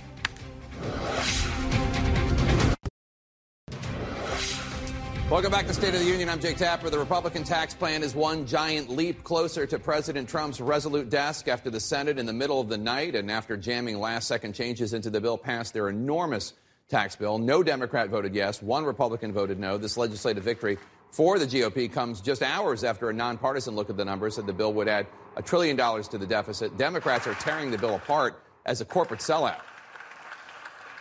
Today will be the first day of the new Republican Party, one that raises taxes on the middle class, abandoning its principles for its political paymasters.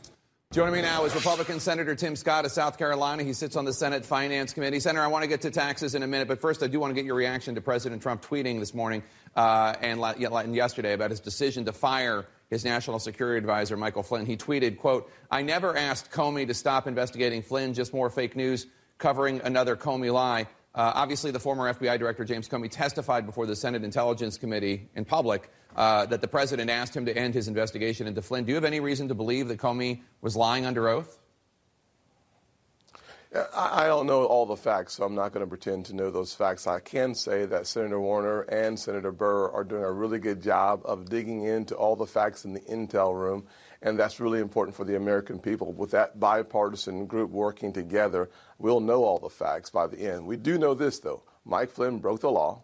The FBI continues the investigation, and I think we'll find out the truth hopefully by the end of this year or early next year. Your fellow senator from South Carolina, Lindsey Graham, told CNN that he would urge President Trump to pledge to not pardon Michael Flynn. Do you agree with that?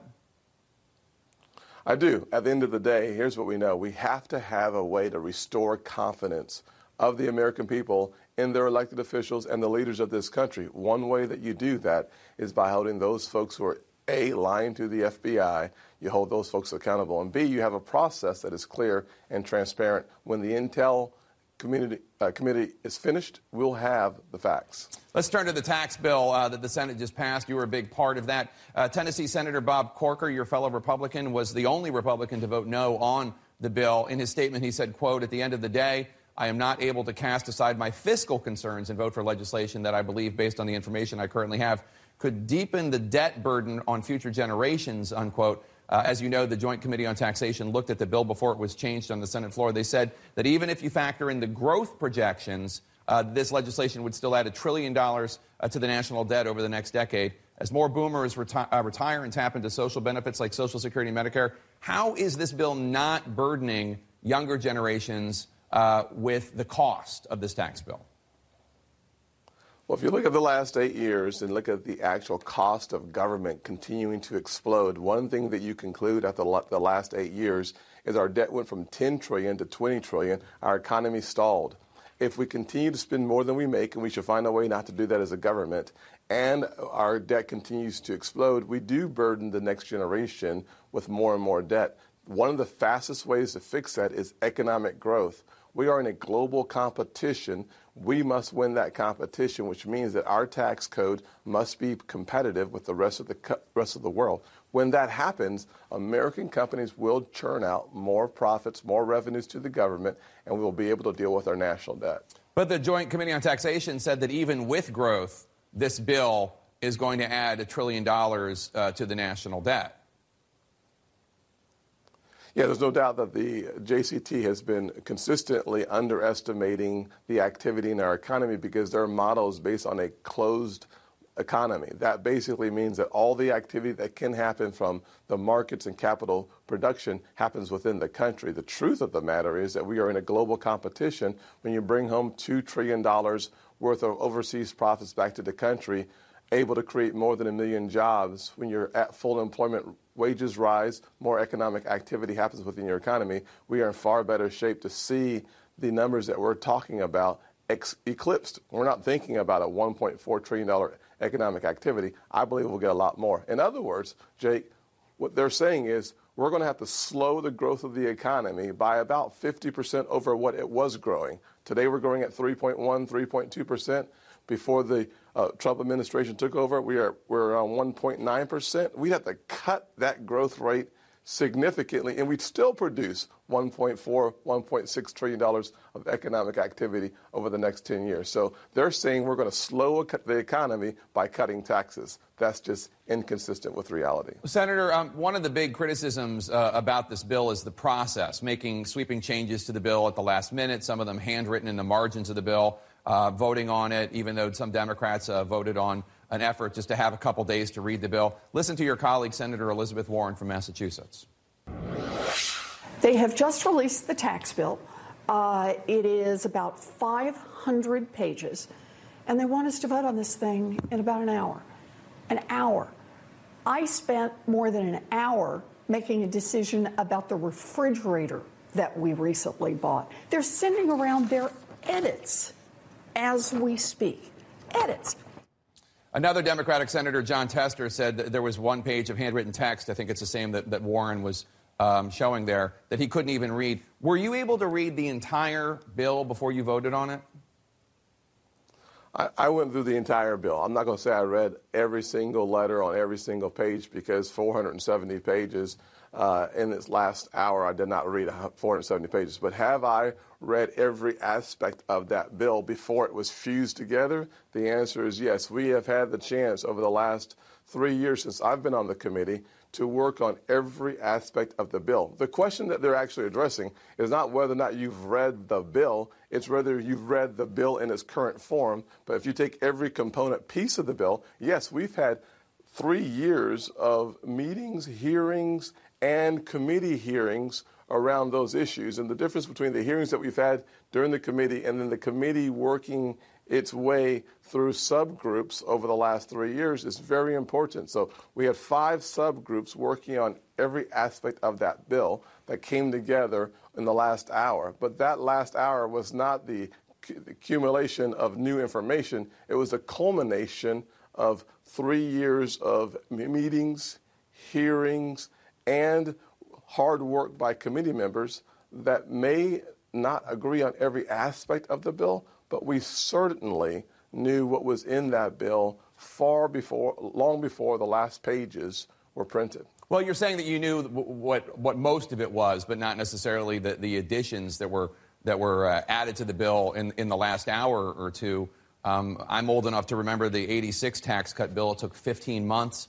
I'm just wondering, I mean, just as a simple yes or no, I mean, was this the process that you had hoped for, to have all these changes made at the last minute? Well, Jake, I'll say it this way. The last hearing that we had was a 23-hour hearing. We had 63 Democrat amendments that were offered. The suggestion that this was not done in the light of day, and the last-minute changes as they talk about them, were last-minute changes that had been envisioned for weeks. We knew at the end that there would be dials that were changed. So here's an example. We increased helping small businesses by about 2.4%. That happened in the last hour or so, but that had been envisioned for the last 10 days because we had been talking about that. So we had another amendment by Senator Rubio to increase the child tax credit. Had that happened on the floor, that would have been a last-minute change, but that was something else that had been envisioned. So there were no new ideas, no new opportunities, simply opportunities that had been envisioned that were going to be voted yes or no on the floor and then fused into the final product. The suggestion that we had so little time to take a look at 500 pages is inconsistent with truth. All right, Senator Tim Scott of South Carolina, thank you so much for your time, sir. Appreciate it. Absolutely. How are Republicans feeling about Michael Flynn trumping their big moment on tax reform? That's next. Also, in a world of alternative facts, President Trump meets the other version of himself in the bizarro world in this week's State of the Cartoonian. Stay with us. The context and the president's words are what led me to that conclusion. And so that's why I understood him to be saying that what he wanted me to do was drop any investigation connected to Flynn's account of his conversations with the Russians. That's the FBI director, former FBI director, James Comey, in June, testifying that the president had asked him to back off Michael Flynn in the investigation. President Trump contradicting that this morning, saying, quote, "I never asked Comey to stop investigating Flynn. Just more fake news covering another Comey a lie." My panel's here with me. Let me start with the former FBI official, Mike Rogers. Do you believe James Comey? I do believe James Comey. I think James Comey is a very good man. The FBI agents loved James Comey. I think that's really important to separate this. I do think he had some judgment problems about how he dealt with the investigations the Hillary of the Clinton. Yes, I do. I think he made some mistakes. Should they have been fatal or not, I don't know. But it certainly, I think he made those mistakes along the way. But I think his testimony is going to be credible. And I don't think he's done here. I think given what happened, the plea deal with General Flynn, I think Comey will play another role in this. I'm sure that they'll bring him back about that process of what he knew leading into the election. And that gets into President Trump and whether or not these tweets are the smartest thing in the world for him to have sent out. Because, of course, there is this question about an obstruction of justice. And if President Trump tweeted yesterday that he fired Flynn because he had lied to the FBI in addition to lying to Vice President Pence, that... And then this morning, the White House is saying that it was really the lawyer that typed that tweet. If that's the lawyer that's typing the tweet, that lawyer should be fired because that obviously implicates his client. There's so much going on around the firing of James Comey that lends credence to the fact that he felt like he was pressured to back off the investigation. You know, I mean, when Trump asks Coates and Rogers, the other Mike Rogers, to intervene with Comey to ask him to back off the investigation, that's another brick on the wall of evidence. When he goes to Pompeo and when he goes to Senator Blunt and Senator Burr and even Mitch McConnell and says, back off the Senate investigation, it's another brick in the wall. When he asks Sessions to come up with some fake excuse for why he should fire Comey, it's another piece of evidence. There's so much evidence surrounding why he fired Comey that, notwithstanding his own tweets, I fear he is really in jeopardy of obstruction of justice. And Comey is subtweeting from wherever he is. Take a look at this Instagram message. He posted a picture of a sunset, Senator Santorum, and it says, "Beautiful Long Island Sound from Westport, Connecticut. To paraphrase the Buddha, 3 things cannot be long hidden: the sun, the moon, and the truth." Okay. It's beautiful. Well, let me just think about this. So let me just, can we stipulate that Trump tweeting all this stuff is really bad and he shouldn't have done it, and it's going to stipulate to that. But let me try to get into the mind of Trump, which is always a risky We appreciate thing. it. Okay. Yeah. And I think the mind of Trump is that his whole focus on this investigation is, did we collude with the Russians to win the election? It's all about the election for Trump. That Russia has nothing to do with what happened after the election. It's all about what happened before the election. And he is convinced, and I actually am convinced, that Donald Trump had, at least personally, had nothing to do with any kind of collusion with the Russians. And I think if you look at the investigation, there isn't much. You even asked Senator Warner, what do you have from before the investigation? Everything we're talking about here with Flynn is after the election. And there really isn't much other than one meeting with a bunch of ne'er-do-wells when it comes to foreign policy, talking to some Russian ne'er-do-wells. And he's saying, look, this whole premise is false. Okay, maybe some stuff happened after the election, but the whole premise is false. Leave it alone because you're jeopardizing the legitimacy of my election. That's the entire framework that he's approaching this. And unfortunately, there are things that happened after the election, now that we see Mike Flynn pleading guilty, that were problematic, like him lying to the FBI. He doesn't care about that because that has nothing to do with whether he colluded with the Russians or not. So leave it alone. That's his perspective. Whether it's right or not is up for discussion, but that's why he's saying leave it alone, because it had nothing to do with the main point. Right, and just to say, you're from Move On, which obviously was an organization founded during the Clinton impeachment, and Bill Clinton was impeached not for anything he did improperly with Monica Lewinsky or Paula Jones or anyone else. It was for suborning perjury and for committing perjury. It was for the process, which is what we're going through right now. Right. Well, here's the thing to what the senator was saying here. It's like, okay, we don't know if there's collusion. That's what Mueller's trying to figure out. But Donald Trump is jeopardizing himself constantly. I mean, I would take it further and say there is an obstruction of justice here, because every action that he's taken it puts him into that jeopardy that who knows what he's trying to hide. So it's really complex and problematic as to why he's doing that, unless he's trying to hide something. And we're not even a year done. The year hasn't been done yet. And he has 4 people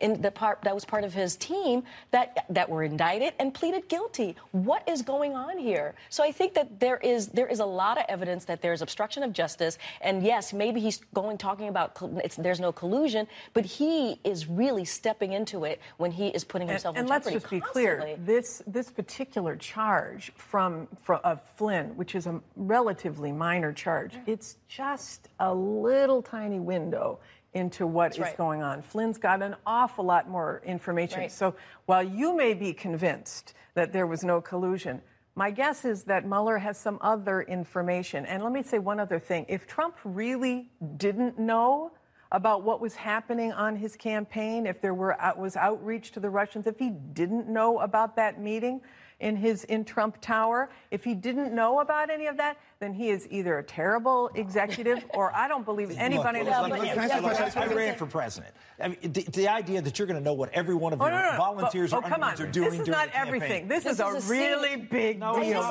But this is a senior staff. It's not a really big deal to collude with the Russians. Look, if what we know of the context, they're not a big deal. But can I ask you a question? Okay. Mike Flynn, why would he lie about those conversations with Kislyak? Because that's what I don't understand. He was head of the Defense Intelligence Agency. He knows that these conversations are being monitored in all likelihood. So first of all, on a intelligence versus stupidity decision. I'll turn to the intel guy for this. But what would he be hiding? Why? But why hide it? Yeah. Why hide these conversations? Can I just say this on Yeah. that? I would be careful not to confuse conspiracy with incompetence. And I think they made some really bad, dumb decisions based on a naive approach to what they thought the government was. They came in with chips on their shoulders the size of the United States itself. And I think that led to really bad decisions. He could have had those meetings with Kislyak. He could have walked in and told the FBI I had the meetings with Kislyak. There's no crime there. The transition is allowed to have foreign government outreach. There's nothing to prohibit it. Now, some would argue... Potentially the Logan Act. Some would argue if you're pushing a policy, but to understand the incoming administration, this happens every time. Every transition goes through this process where they come in and the foreign governments say, hey, Jake, tell me what you're thinking about the South China Sea, or tell me what you're thinking about Korea. That's all appropriate behavior. So why lie? This is the million-dollar question. I just think that General Flynn didn't have a good appreciation of what was happening. And again, this is that conspiracy with incompetence. And this is where the prosecutors have a challenge. They're going to have to make sure that if there was something more there, and I happen to agree with the governor on this, there is no way that you proffer a deal, meaning the defense comes in and the prosecutors come in. They don't sign a deal unless you say, tell me everything you have and everyone that might be involved in it. And if you don't get there, you're not getting this. This is a big deal. Everyone stick around. We got a lot more to talk about. Republicans are cheering. Democrats are blasting them for rushing through this tax bill that included a lot of last-minute changes, so many that they couldn't even read all of it before voting. That story's next. We have an opportunity now to make America more... At about 3 in the morning, I got a call. I said, call me. You can call me. It's the largest tax decrease in the history of our country by far. It's not even close.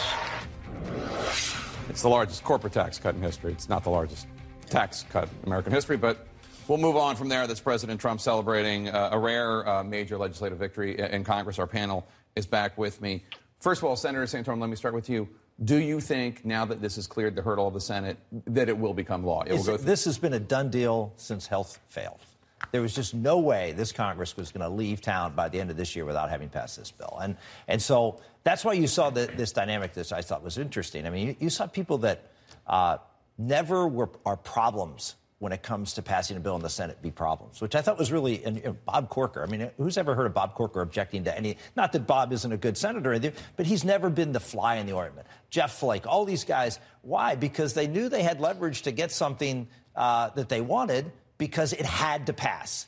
And they were going to make a deal. No matter what it was, they were going to make a deal. And that's what you're going to see coming out of conference. Democrats say they're going to use this against Republicans. Of course, because if you're going to do something that costs $1.5 trillion that ends up hurting everyday citizens and their children because of the deficit that Republicans have always kowtowed to, why not invest it in infrastructure, in creating jobs? Do $1 trillion there, or do universal broadband, do something, or just give it as a tax cut to the middle class. But what they've done is taken individuals and taken their money and given it to corporations at a time when we have a 4% unemployment rate and these corporations are already flush with cash. Why would not the Republicans allow, for example, Sherrod Brown's amendment that would say, hey, if you're going to get all this money, then create jobs here, create investment here? Why wouldn't they allow for the amendment that said don't deduct expenses when you move offshore? It is an outrage. This is an outrage. Let me ask you, because you were a congressman for many years from Michigan, which is a state that Trump won,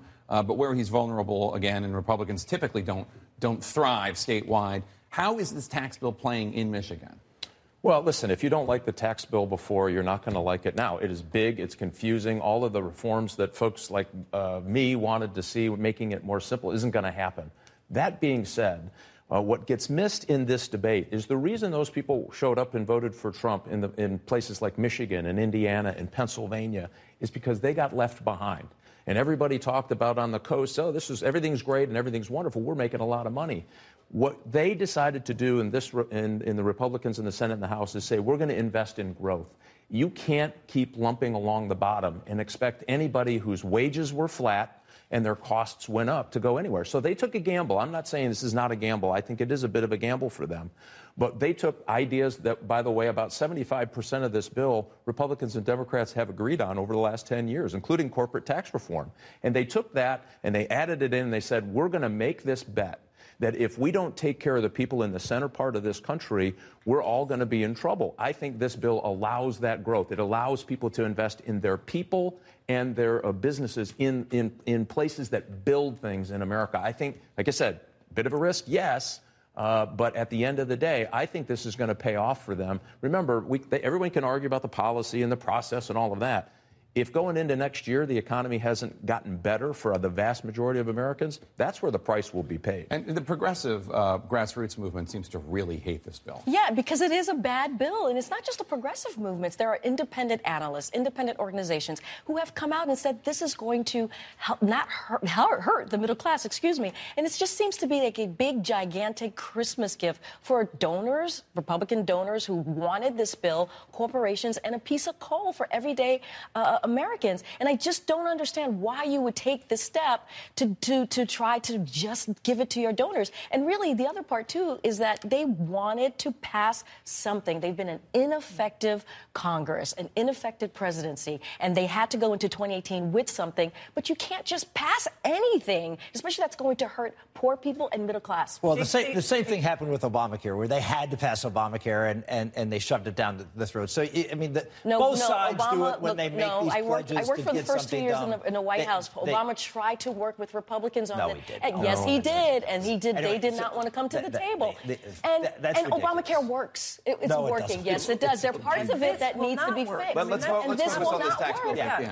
The bottom line is, I think it's rich that the Democrats come out and talk about the deficit when the deficit went from 10 trillion to 20 trillion. We're just repeating you guys. That's your talking point. What we believe the reason that the deficit grew so bad was because growth was so horrible. And so what Mike is talking about is, look, these two folks don't believe that if you put more money into the hands of businesses and people, that the economy will grow Everyday stronger. People, I'm all about it. Everyday people, yes. But as you know, President Obama and Democrats were for a corporate tax reduction. President Obama was for a corporate tax reduction. A corporate restructuring. The idea that this is somehow a heresy is not. So here's to me, this is so telling. So this is the OMB director of Ronald Reagan, Dave Stockman. He is being interviewed by Fox News, and Fox News says, Democrats and Republicans for the last so you 50 have very years. little faith they're going to plow this into plant equipment or hiring folks. Stockman says, I think not at all. This is going to be going to dividends. It's going into leverage buyouts. That's why Wall Street is frothing at the mouth. And that is exactly right. There are no strings attached to this to have people hire people or to have people invest in plant and capital. Because you don't trust the private sector and Republicans in the do. past That's the they have bottom line. done. I agree with you. You want to control and manage business. Tell them how to spend their money. I want to give money into the hands of everyday citizens and not corporations. It's going to create more jobs and more economic growth. What will make the economy grow, Rick, is putting money into the pockets of people. And you believe you should dictate that, and we believe that we should let the private. And they did do some of that in the child tax credit. They did increase it. I was impressed with the number that came out of the House. I agree with that as well. But they did. They made a significant investment in the child tax credit. And the stuff they give to corporations lasts permanently. That's right. And that's the problem. If you're going to restructure the tax code, great, simplify it, but restructure it within the business tax. Remove some of the loopholes, lower the rate. But they didn't do that. They took it from people. Thanks, one and all. Great, broad consensus. Great panel. I loved it. Up is down, down is up. He says hello when he leaves, goodbye when he arrives. President Trump meets his exact opposite. In the bizarro world, the subject of the State of the Cartoonian next. Welcome back. A fact is a fact is a fact. But President Trump's recent comments to friends, as reported by the New York Times, have made us wonder, Does he know about an alternative universe, his own bizarro world where the sun is the moon and a lie is the truth? That's the subject of this week's State of the Cartoon. As comic book aficionados know, Superman has his arch-enemy Bizarro, who lives in a topsy-turvy world where stop means go and yes means no. And increasingly, it sounds as though there's a Bizarro Trump who also lives in a world of opposites. This reality, this wonderful place. In the real world, in reality, we all heard President Trump say this about that hideous Access Hollywood tape. I've said and done things I regret, and the words released today on this more than a decade-old video are one of them. But for Bizarro Trump, well, the New York Times reports that he's still insisting the tape might not be his voice. Totally fake and made up. It's like a novel. Here on planet Earth, President Trump finally admitted this. President Barack Obama was born in the United States, period. But in Bizarro World, we're told, the president is still questioning the authenticity of President Obama's birth certificate. In other breaking news, the world is round, not flat. You can see this phenomenon almost everywhere, whether it's how often the president golfs or how well he's doing in the polls. I'm getting tremendous support. Even in your polls, I'm getting tremendous support. In fact, what we're all watching these days, it makes a lot more sense if, as a kid, you read a lot of Superman comic books. This is reality. You know it, they know it, I know it, and pretty much the whole world knows it. Russian meddling, a growing nuclear threat from North Korea, all with a State Department in complete chaos and a Secretary of State who might be on the way out. That's next. This Sunday, Flynn flips. Now what? Michael Flynn pleads guilty to lying to the FBI, becoming Robert Mueller's star witness, and moving the Russia investigation inside the White House.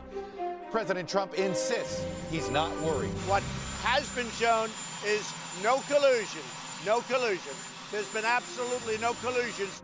But he's already distancing himself from Flynn. We'll see what happens.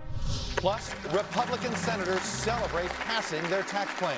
Well, this is a great day for the country.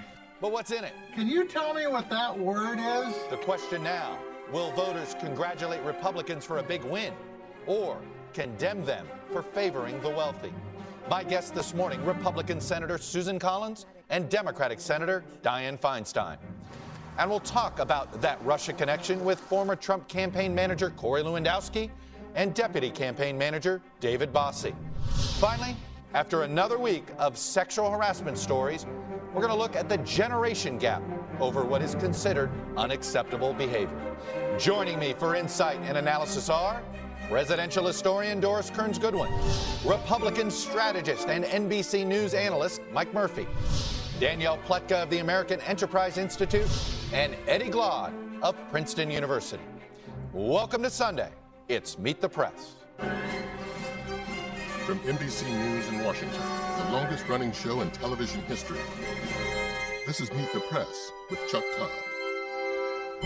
Good Sunday morning. We have two huge stories we're dealing with this morning. One is the tax plan passed by Senate Republicans overnight Friday into Saturday, a bill that Democrats point out favors the wealthy at the expense of parts of the middle class, while Republicans insist the bill will pay for itself with economic growth. The other big story is former National Security Advisor Michael Flynn pleading guilty to lying to the FBI about conversations with Russia's ambassador to the United States during the presidential transition. Now, yesterday, President Trump tweeted that he had to fire Flynn in February because he lied to Vice President Pence and the FBI. That tweet, of course, suggests the president knew Flynn lied to the FBI when he asked FBI Director James Comey to drop the Flynn investigation. So, in an attempt to clean this up, Mr. Trump's personal lawyer, John Dowd, is taking the fall and says he actually wrote the tweet. We have gone back to Mr. Dowd and asked him how many times he's tweeted for the president, and he has told us just once, and he said it'll be the last time he does it. Nevertheless, what Flynn's guilty plea tells us definitively is that what the Trump campaign and administration have been saying about a Russia connection for the last year plus doesn't appear to be true. Why would there be any contacts between the campaign? I can't think of bigger lies.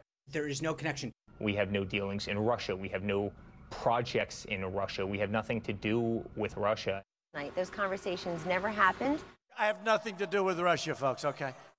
Now, Flynn's cooperation deal, which makes him special counsel Robert Mueller's star witness at this point, suggests that Mr. Trump's transition team was running a rogue foreign policy operation, and it brings Mueller's Russia investigation straight inside the White House. What has been shown is no collusion. No collusion. Michael Flynn was a top surrogate for Mr. Trump on the campaign trail, introducing him at rallies nearly 24 times, even floated briefly as a possible vice presidential running mate. He's a great general. Great guy. Great man. How good is General Flynn? Is he good? As National Security Advisor, one of the president's key confidants. General Flynn is a wonderful man. Flynn's guilty plea was part of a deal to avoid more severe charges for himself and his son, signaling that he has valuable information about the president's inner circle and even Mr. Trump's family members that he is willing to share. He is pleading to a really very minor charge, considering the scope of all of the exposure that has been reported. Flynn admitted to lying about 2 separate contacts he had in December with then Russian ambassador to the United States, Sergei Kislyak. The first on December 22nd, when prosecutors say Flynn was directed by a very senior member of the presidential transition team to urge foreign governments to oppose a UN Security Council resolution against Israel. Sources tell NBC News that the senior official was the president's son-in-law, Jared Kushner. A week later, after President Obama announced new sanctions against Russia for interfering in the U.S. election, Flynn discussed what, if anything, to communicate to the Russian ambassador about sanctions with another senior transition official at Mar-a-Lago. We have learned that official is K.T. McFarland. Flynn requested that Russia not escalate the situation, and Russian President Putin said he would not retaliate, prompting Mr. Trump to tweet, "Great move on delay by V. Putin. I always knew he was very smart." Top members of the White House, including the vice president, later said no sanctions conversation had ever taken place. They did not discuss anything having to do with the United States' decision to expel diplomats or impose a censure against Russia. The subject matter of sanctions or the actions taken by the Obama administration did not come up in the conversation. In February, the president said Flynn was fired for misleading the White House about those contacts. But the plea deal suggests that members of the president's inner circle did know about the conversations at the time. What's unclear is if Pence and Priebus were a part of that inner circle. Last week, after Mr. Flynn's legal team stopped cooperating with his own lawyers, the president made a not-so-subtle jab at his former confidant. Even if they're allies, you never know about an ally. An ally can turn, you understand? You gotta find that out. And on Saturday, we saw more evidence that the goodwill is over. We'll see what happens. Joining me now is Republican Senator Susan Collins of Maine. She sits on the Intelligence Committee. Senator Collins, welcome back to Meet the Press. Thank you, Chuck. Obviously, I want to get to 2 stories. I'm going to start, though, with Russia. I got to put up, taken at face value, there's 2 sort of alarming quotes over the weekend. One comes from the president's Twitter feed. We referenced it earlier in the lead-in, that he said he lied. The reason he fired Flynn is he lied to the vice president of the FBI, apparently invoking the idea that he knowingly obstructed justice, perhaps. And then let me show you this K.T. McFarland quote. She was the deputy national security advisor for a short period of time, and there's an email she sent around during the transition that apparently said this: if there is a tit-for-tat escalation, Trump will have difficulty improving relations with Russia, which has just thrown USA election to him. Now, we have the White House trying to backtrack, clarify all those things. How alarming are those 2 quotes to you? Well, they're the reason why we have 2 investigations underway right now. The special counsel's investigation, clearly it's bearing fruit, as we've seen with the guilty plea with General Flynn. And we have the Senate Intelligence Committee investigation, which is a different kind of investigation, a counterintelligence investigation, and we're also making progress. It's interesting you said bearing fruit. Do you believe that there was collusion? Do you think that this is where this is headed, that Mueller is slowly but surely proving his case that there was collusion between the Trump campaign and the Russians? We don't know that yet, but what we do know is there were conversations during the transition period. During the transition period, there's still only one president, and that was President Obama. So those conversations should not have been taking place, but that does not confirm collusion. This deal for Flynn to work with Mueller now, how much does that slow down the Intelligence Committee investigation? Well, that's a great question, because we had already asked General Flynn to come before us and to also produce his personal papers. And his attorney asserted his Fifth Amendment right against self-incrimination. So now, really, the special counsel is in the driver's seat as far as General Flynn is. I still want to hear from him because I believe that he could contribute a great deal to our investigation. Do you think at this point, you guys have some cooperation between the Special Prosecutor's Office and what you guys are doing? Does that include your ability to read all the interview transcripts, for instance, of Michael Flynn? Well, I've been reading the interview transcripts that our staff is doing. Do you get access to Mueller's? We do not get access to Mueller's. And I understand that because only he can pursue criminal wrongdoing. Ours has a different mission, but also a very important one. I'm curious, the scope, does it include the transition?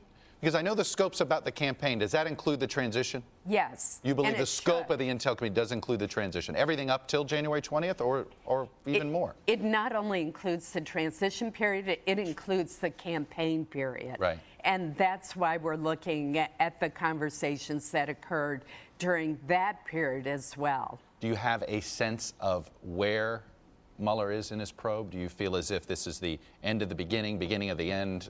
Where do you guys have a sense of the length of this probe right now? Although we're in touch, or the chairman is in touch with the special counsel, it's very difficult to say, but clearly he is making progress. He's had guilty pleas from 2 individuals. He's had 2 other indictments.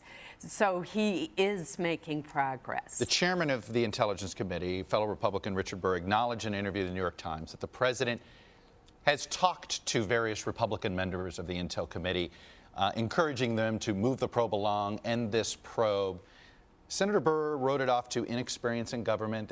He said that he didn't view it as an attempt to obstruct justice.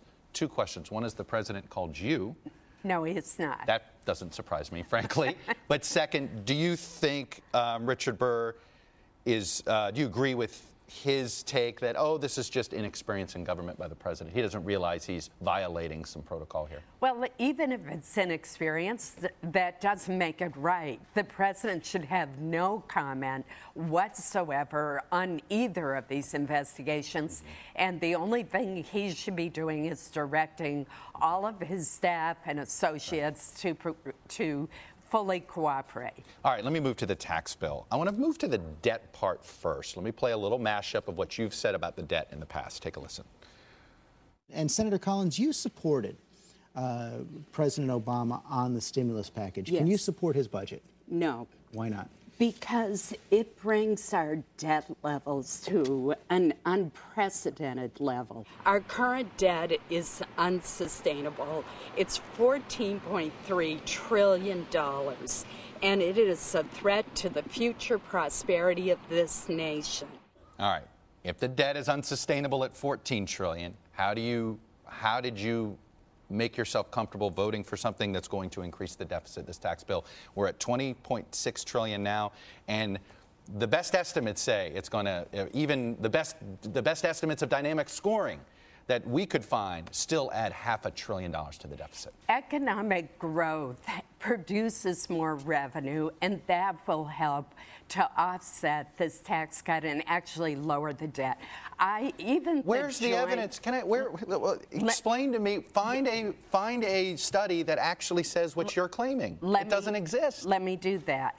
First of all, if you take the CBO's formula and apply it, for just 0.4% increase in the GDP, generates revenues of $1 trillion. $1 trillion.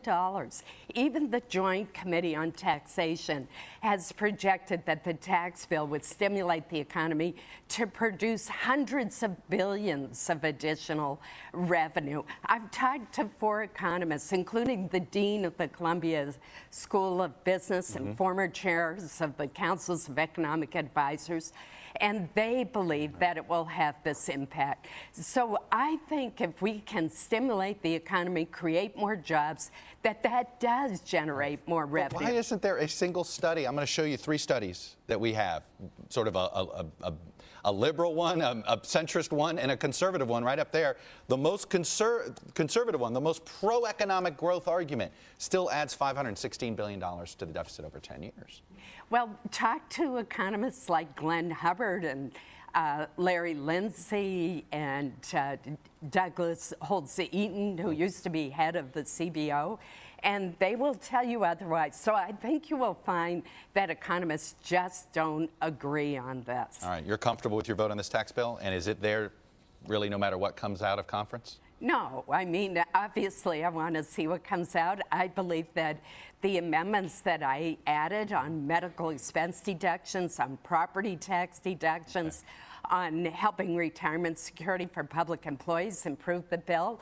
I got a commitment that we're going to pass 2 bills, including the Alexander Murray bill and one that I've authored that will help offset the individual mandate repeal by lowering premiums. And I also got an ironclad commitment that we're not going to see cuts in the Medicare program as a result of this bill. All right, we will be watching that commitment that was made to you. I'm curious to see if they keep their deal with you, Senator Collins.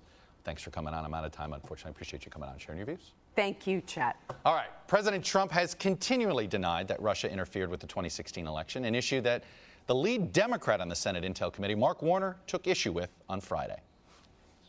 We see senior intelligence officials appointed by this president acknowledging the massive Russian intervention. We've seen the social media companies that at first resisted but now acknowledge massive Russian intervention. Frankly, virtually every one of my Republican colleagues acknowledges Russian intervention. The one individual that still seems to deny that this is not a major issue is Donald Trump. Well, joining me now is Democratic Senator Dianne Feinstein of California, who, like Senator Collins, also sits on the Intel Committee. And, of course, she herself was a longtime chair and vice chair of the Intel Committee. Senator Feinstein, welcome back to the show. Thank you very much, Chuck. Same question to you as I started off with Senator Collins as a member of the Intel Committee. I'll reference those quick graphics yesterday. But just at face value, and we know that the White House has tried to walk back both the KT McFarland email that seemed to imply that they're as fact that the Russians did this, and of course the president apparently admitting to potentially obstructing justice. They've walked all those back. But do you look at that? What does that say to you, these two, even call them mistakes? Is it sort of accidental admissions in your mind? Well, let me begin by saying this. As you know, I'm ranking on Judiciary, and the Judiciary Committee has an investigation going as well. And it involves obstruction of justice. And I think what we're beginning to see is the putting together of a case of obstruction of justice. I think we see this in the indictments, the 4 indictments and pleas that have just taken place, in some of the comments that are being made. I see it in the hyper-frenetic attitude of the White House, the comments every day, the continual tweets,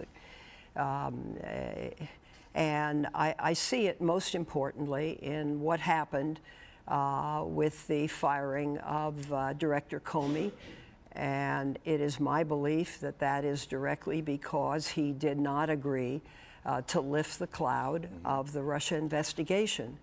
That's obstruction of justice. You know, the president a few times has insisted he's not under investigation.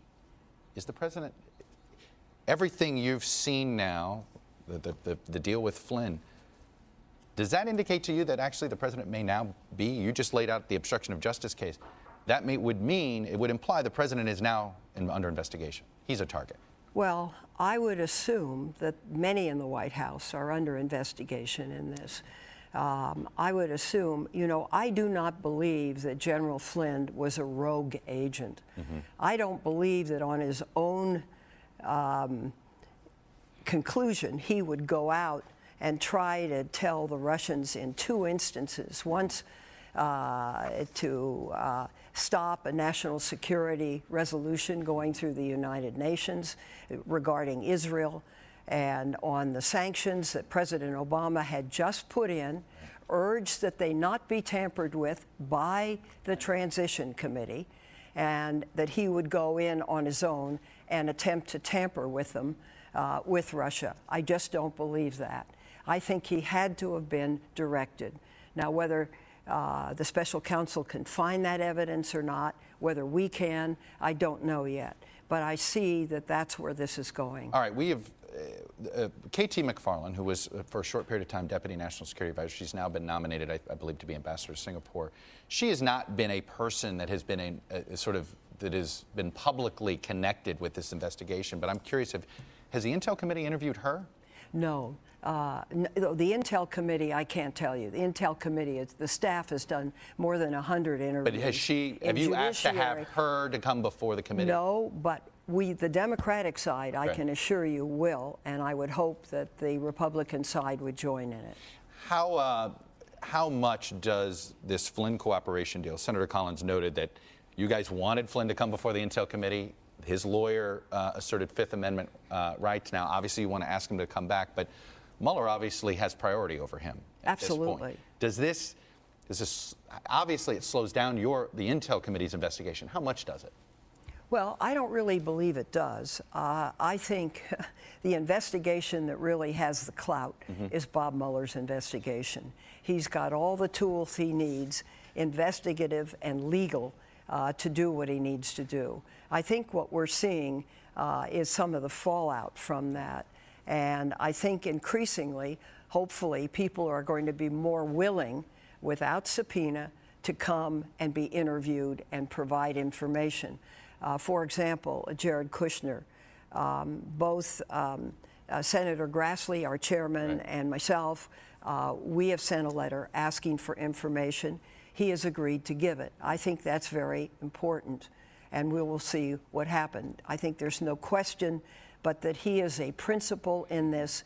I don't make any allegations because I don't know, but I think his testimony would be very important. There's a campaign ad that's running a lot in California and some on cable by somebody who may be an opponent of yours in a Senate race, a man by the name of Tom Sawyer. Let me play an excerpt of the ad. People in Congress and his own administration know that this president is a clear and present danger, who's mentally unstable and armed with nuclear weapons, and they do nothing.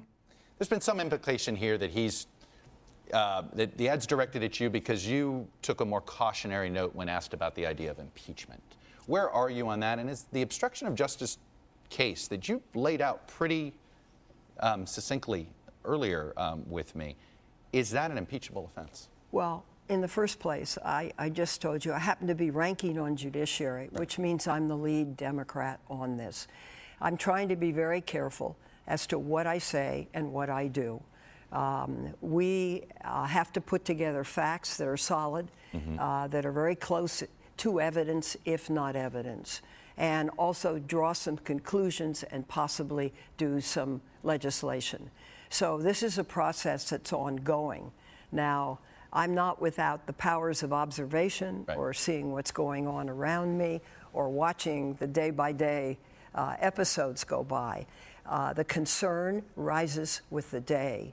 The concern about this White House rises. About the president? Your concern about this president's ability to do the job rises by the day? Oh, yes. Oh, yes. I've been here for 25 years now. There is a kind of instability, unpredictability. It's one issue after the other. We've got major problems in the world with our allies now, in the Middle East, with North Korea. It goes on. And I think that this president is just precipitating more and more angst that's going to lead to serious discord. When do you hit your enough is enough moment? Well, it happened about a month ago, and I can't give you any particular event, but it happens, you know, those of us that are here so you think he understand you need to get him out of office? How the White House functions. And as you begin to see, one day it's one story, the next day it's another story, the third day it's another story. It's very concerning to get at the truth. So, I mean, you just said you've hit your point. Do you believe it's time to think about getting him out of office? I believe it's time for us to finish our investigation. And I don't want to bias any part of the investigation with premature thinking. Right. I think that's very important. Okay, Senator Feinstein, I'm going to have to leave it there. As always, I never have enough time for everything Thank I you. want to get to. It's good to see you. Thank you very much. We'll be back in a moment with much more on where this Russia probe may go next. And later, I'm going to talk to 2 Trump campaign insiders about life with candidate Trump and about the current Russia situation as well. Corey Lewandowski and David Bossie are here. We'll be right back. Welcome back, panelists here. Republican strategist and NBC News political analyst Mike Murphy, presidential historian Doris Kearns-Goodwin, Danielle Pletka of the American Enterprise Institute, and Eddie Glaude, chair of the Center for African American Studies at Princeton University. I want to start where I just ended with Senator Feinstein. She is not somebody that is a bomb thrower, Doris Kearns-Goodwin. She basically walked right up to the line of he's not fit for office right now. She was right there, pretty close. Something happened a month ago, and obviously you think, oh my God, tell us what it is that happened. But clearly the people inside the administration, inside the Congress, are feeling a sense of enormous concern right now. I don't understand how President Trump could say the other day, no collusion, we're very happy. How can he be happy? The administration has been under a shadow from the beginning. Energy has been lost, time and resources have been lost, and now it's going into an even deeper direction. As long as it doesn't hit him, he says, we're happy. Don't the people you choose around you, who have now shown themselves to be untrustworthy, reflect you? That's the major idea of a leader, as an example. And yet he says, we're very happy. There's such a disconnect between what's happening and what he's feeling. Well, she caught a primary a month ago, too, and that helps you find your inner bomb thrower when you're up for re-election in a Democratic primary in California. But this Flynn thing is so big. It's not big out in the voter world yet. Yeah, right. But think about this. Every day General Flynn wakes up with one thought now. What can I do to please Bob Mueller? Because he controls the future of my son and my life. And he is an insider, no doubt about it. He was there in the middle of the Russia stuff. So now they smell blood, and I think the wheels are going to start turning. The Democrats are going to get tougher and tougher, and there's a good chance they will run on impeachment, I believe, as their midterm election message. You know, Eddie, Don McGahn, the White House counsel, not the president's personal lawyer, the White House counsel has been called before Bob Mueller's special prosecutor. The point here is now you've got staffers in the White House being brought over. Frankly, I don't know how can he both be the lawyer for the office of the president right now and somebody who Bob Mueller is interviewing as a witness. I don't either. I think we're going to run up against a whole bunch of contradictions over the next few months, right? Whether it's in the executive branch or we might be on the path to a constitutional crisis, depending upon how this thing works out. What I do know is this, is that General Flynn's flipping, as it were, makes everyone nervous.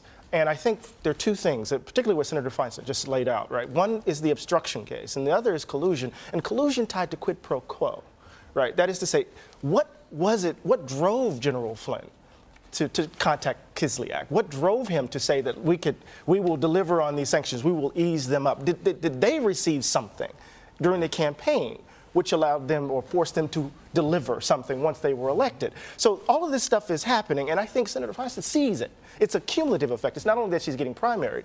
I think she also sees a kind of collection of data that leads her to believe that something is really afoot here. You know, look, Danielle, we've had a lot of off-the-record concern from senators for quite some time. Democrats are giving voice to it. Republicans haven't. Will they? I think Republicans are going to keep talking privately about the president, but I think it serves nobody to stand up and say, I think the president's crazy. He's the president of the United States. And that kind of thing is just, there's no political upside for Republicans, because then the next question is, okay, you think he's crazy? You think he's on drugs? You think there's something wrong with him? These are all the whispers we hear in Washington. Right. Then the next question is, So what are you going to do about it? And the answer from them is, we don't want to do anything about it. Do you know what makes me sad? Whatever happens, we've already lost. We are living during a time when our young people are seeing a government that's not functioning, when they're seeing people who worry about the president's health, when they're seeing an investigation and people lie. I mean, what are young people thinking about politics as an honorable profession? Hang on a second. I mean, I hate to shatter your beautiful illusions here, but there have been many, many previous investigations of previous governments that weren't Donald Trump's, in which presidents and others next to them lied. I'm not so saying that's not shattering the illusion. Wait a minute. I'm not saying that. I wouldn't have wanted to live through Watergate if I was you. I don't think it's fun to be through one of these cliffhanger things. I'm not saying there wasn't before, but wouldn't you rather be living through a time when something positive was going on, when you're working on problems? I've lived in Washington too long to ever think that. Oh, don't become so cynical. It is bigger than that. We are living through the first screwball presidency in American history, where there's careening from one side to another. You don't really know who's in charge. The internal politics are crazy. The Republicans I talk to privately, the professional polls, are terrified. And I think because they're seeing the midterm election, they're wondering how to get the agenda back, and they think there is a chaos factor, to quote Jeb Bush, who predicted all and this. Underneath it all, it's coming true. And underneath it all is the erosion of basic norms that in some ways provided the rudder, right? The stability, the basic democratic norms that allow us to do what we do. I think those are being tossed in the trash. Decency, honesty, integrity, credibility. All right. Horrible 48 hours for the president with this investigation, but he was handed one helpful PR moment here. Let me throw up these headlines. An FBI agent was just removed from Bob Mueller's team for anti-Trump texts. Now, when you read the details of this, Danielle, I have to say, part of me thought, wait a minute, are we bordering into thought police territory, number one, but we can set that aside here. But it does give the president a PR tool here, and is to at least throw to his supporters saying, aha, bias in the Mueller probe. Right, and he just tweeted about it this morning. Shocking. I know, shocking to see. Maybe his lawyer tweeted that too. I'm not sure who tweeted it, but you know. No, look, this is a problem because you want the perception, just as Dianne Feinstein was extraordinarily careful to preserve that impartiality. I'm waiting for the evidence. When you have an investigator who obviously has an axe to grind against the president, you want to get rid of them. Mueller is being very careful, and I applaud him for doing that. I was just going to say, if he made one error here, Doris, it seems as if they just didn't let everybody know immediately that they had done this. And Right, that they had it was discovered after the fact. It was after the fact that the public learned. The president is a genius at taking something like this and blowing it up to titanic size. We're going to hear so much about this now. It'll eclipse the investigation for a while, at least on the conservative side of the media. And it's always designed to really undermine the value, the truth value of the press, the truth value of the investigation, to lead doubt once the conclusions are drawn. Okay. Well, I'm going to pause it here. I promise. We'll get more. When we come back, I'm going to ask two key players from the Trump campaign what they knew about contacts with Russia during the campaign and the transition. Keep it here.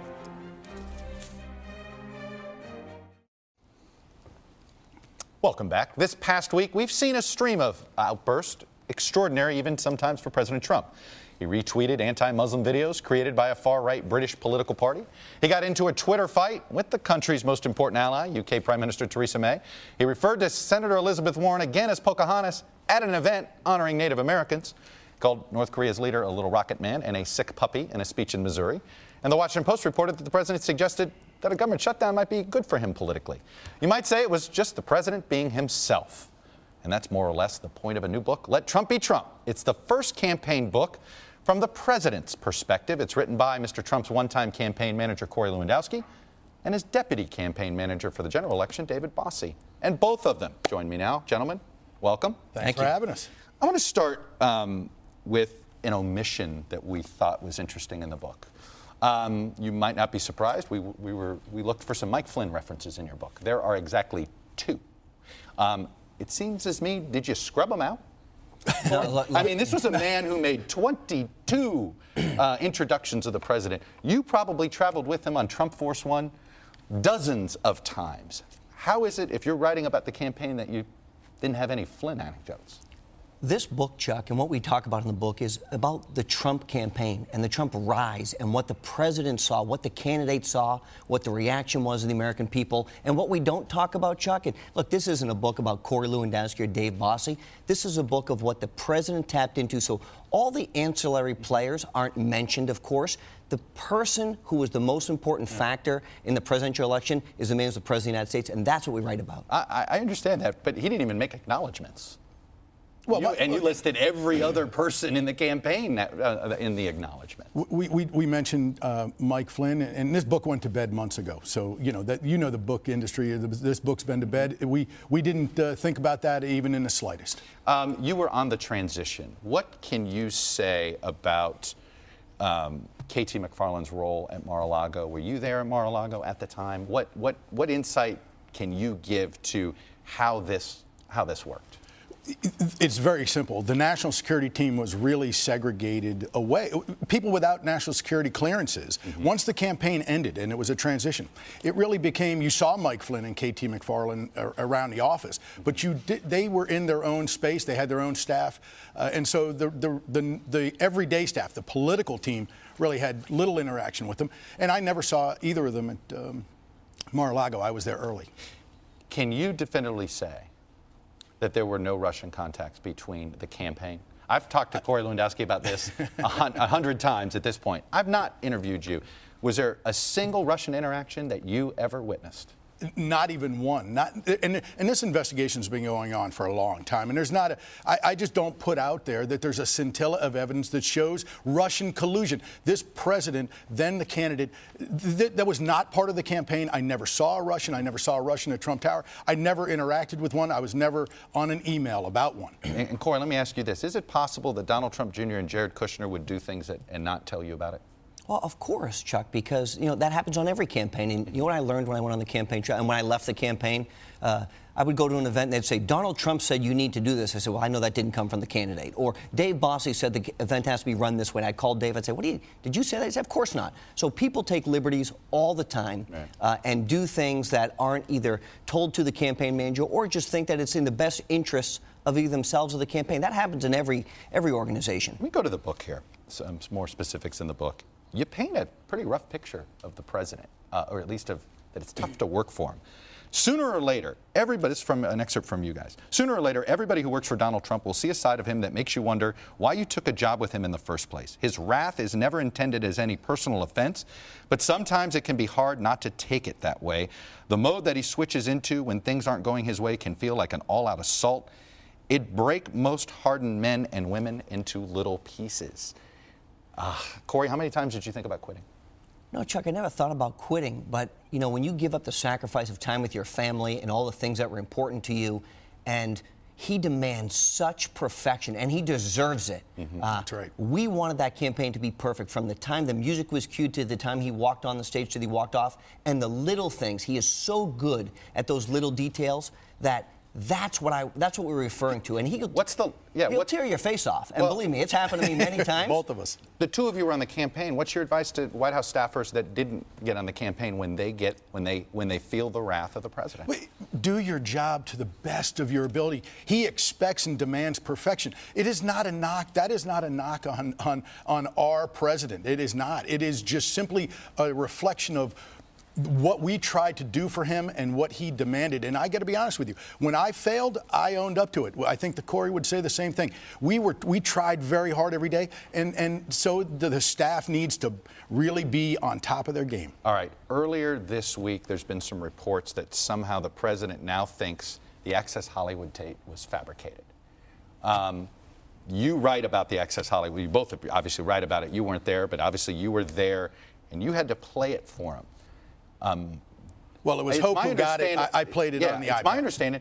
He did acknowledge to you, did he not, that the voice was his? Well, look, I don't even know why that's of interest today. The president put out his apology video that weekend. It's only of interest because he's now changing his story. I understand, but that's not. I don't believe it's a change. Is it his voice? Was that him in the Access Hollywood tape? No, I think it's clear that it is. So there's no disputing this. No, and I don't think he does either. Well, then, Corey, explain this. You've been with him frankly longer than David did. Why does he have this penchant to try to change a story, a bad story? He'll own up when he does own up to something. Literally 6 months later, he'll want to rewrite history. Chuck, what's amazing is what we haven't talked about once yet is the significant tax reform that the U.S. Senate just talked about. We're talking about a story that's been litigated last year. Look, I know, but look, let's talk about the Access Hollywood tape. The American people had a month before Election Day when the Access Hollywood tape came out. And you know what they said? We have a choice between a candidate who wants to change the direction of the country, and a candidate who wants to keep the status quo. And the American people, 60 million people, stepped forward and said, we want Donald Trump as our president. So we can talk about Access Hollywood, or we can talk about the fact that the American people looked at this and said, it's important that we move forward and bring the country in a different direction. It's been litigated, and the American people chose Donald Trump to be their president. Yeah, you know, it's a line I used to hear from the Clintons all the time, David. It's been litigated, and the American people chose. Is that where we're at in these issues now? It's basically, well, each side says, hey, it's been litigated? You know, unfortunately, you know, there's been a host of problems, recent problems with high-profile people, and I think that's why it's back up in the public eye today. I think if that hadn't happened, this wouldn't even be talked about. All right, guys. The book is Let Trump Be Trump. Let Corey and Bossy be Corey and Bossy. All right, guys. Good luck with the book. Thank you very much for having us. When we come back, there is a generational divide in how we view the issue of sexual harassment.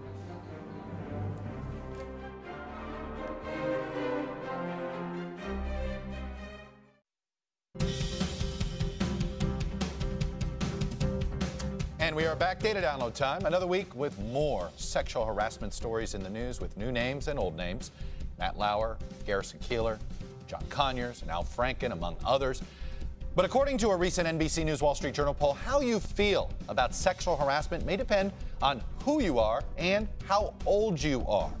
71% of women say sexual harassment happens in all or most workplaces, while 62% of men say the same thing. Large majorities for both, though still a 9-point gender gap. But generational differences were greater.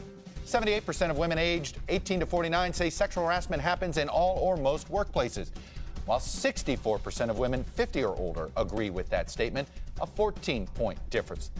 There's also a generational divide when women are asked if they've personally experienced sexual harassment in the workplace. 51% of women 18 to 49 say they have, while 41% of women 50 or older say the same. Look, it's very possible that sexual harassment means different things to women of different generations, accounting for this difference.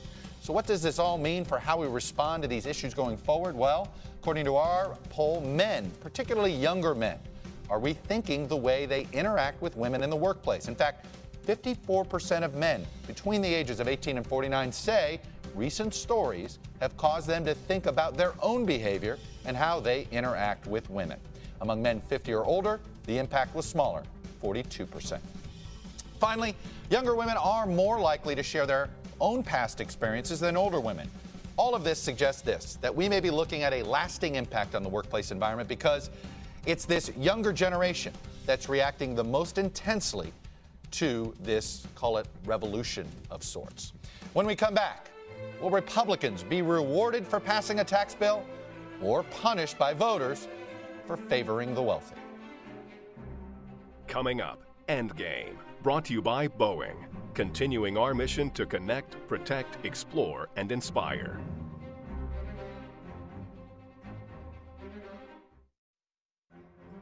Endgame, brought to you by Boeing, continuing our mission to connect, protect, explore, and inspire. Back now with Endgame, this revolution, I guess we should call it, of sorts, of women now speaking out against a slew of men behaving badly, whether here, frankly, at home here at NBC News or in politics and all this stuff. But give me I want some historical context here, Doris, because I was thinking, at what point do we start, is this movement going to be so strong that we start reevaluating the LBJs, the JFKs, the FDRs, the Dwight Eisenhower? I mean, anybody who, these powerful men who you'd hear stories, but you wouldn't, we wouldn't see it. Well, look, I think it's a mistake when people say that standards have simply changed. You can't rationalize behavior in the past that was wrong. If it was wrong now, it was wrong 100 years ago. It was wrong 50 years ago. I mean, what's changed now is that the victims are speaking up in a way that they didn't 50 years ago. And they're speaking not just by themselves, but in a chorus. And it's become a movement. And that's why I think the thing you said at the very end, that young women now are making this a movement. This is a watershed movement. I keep thinking of Bobby Kennedy's talk.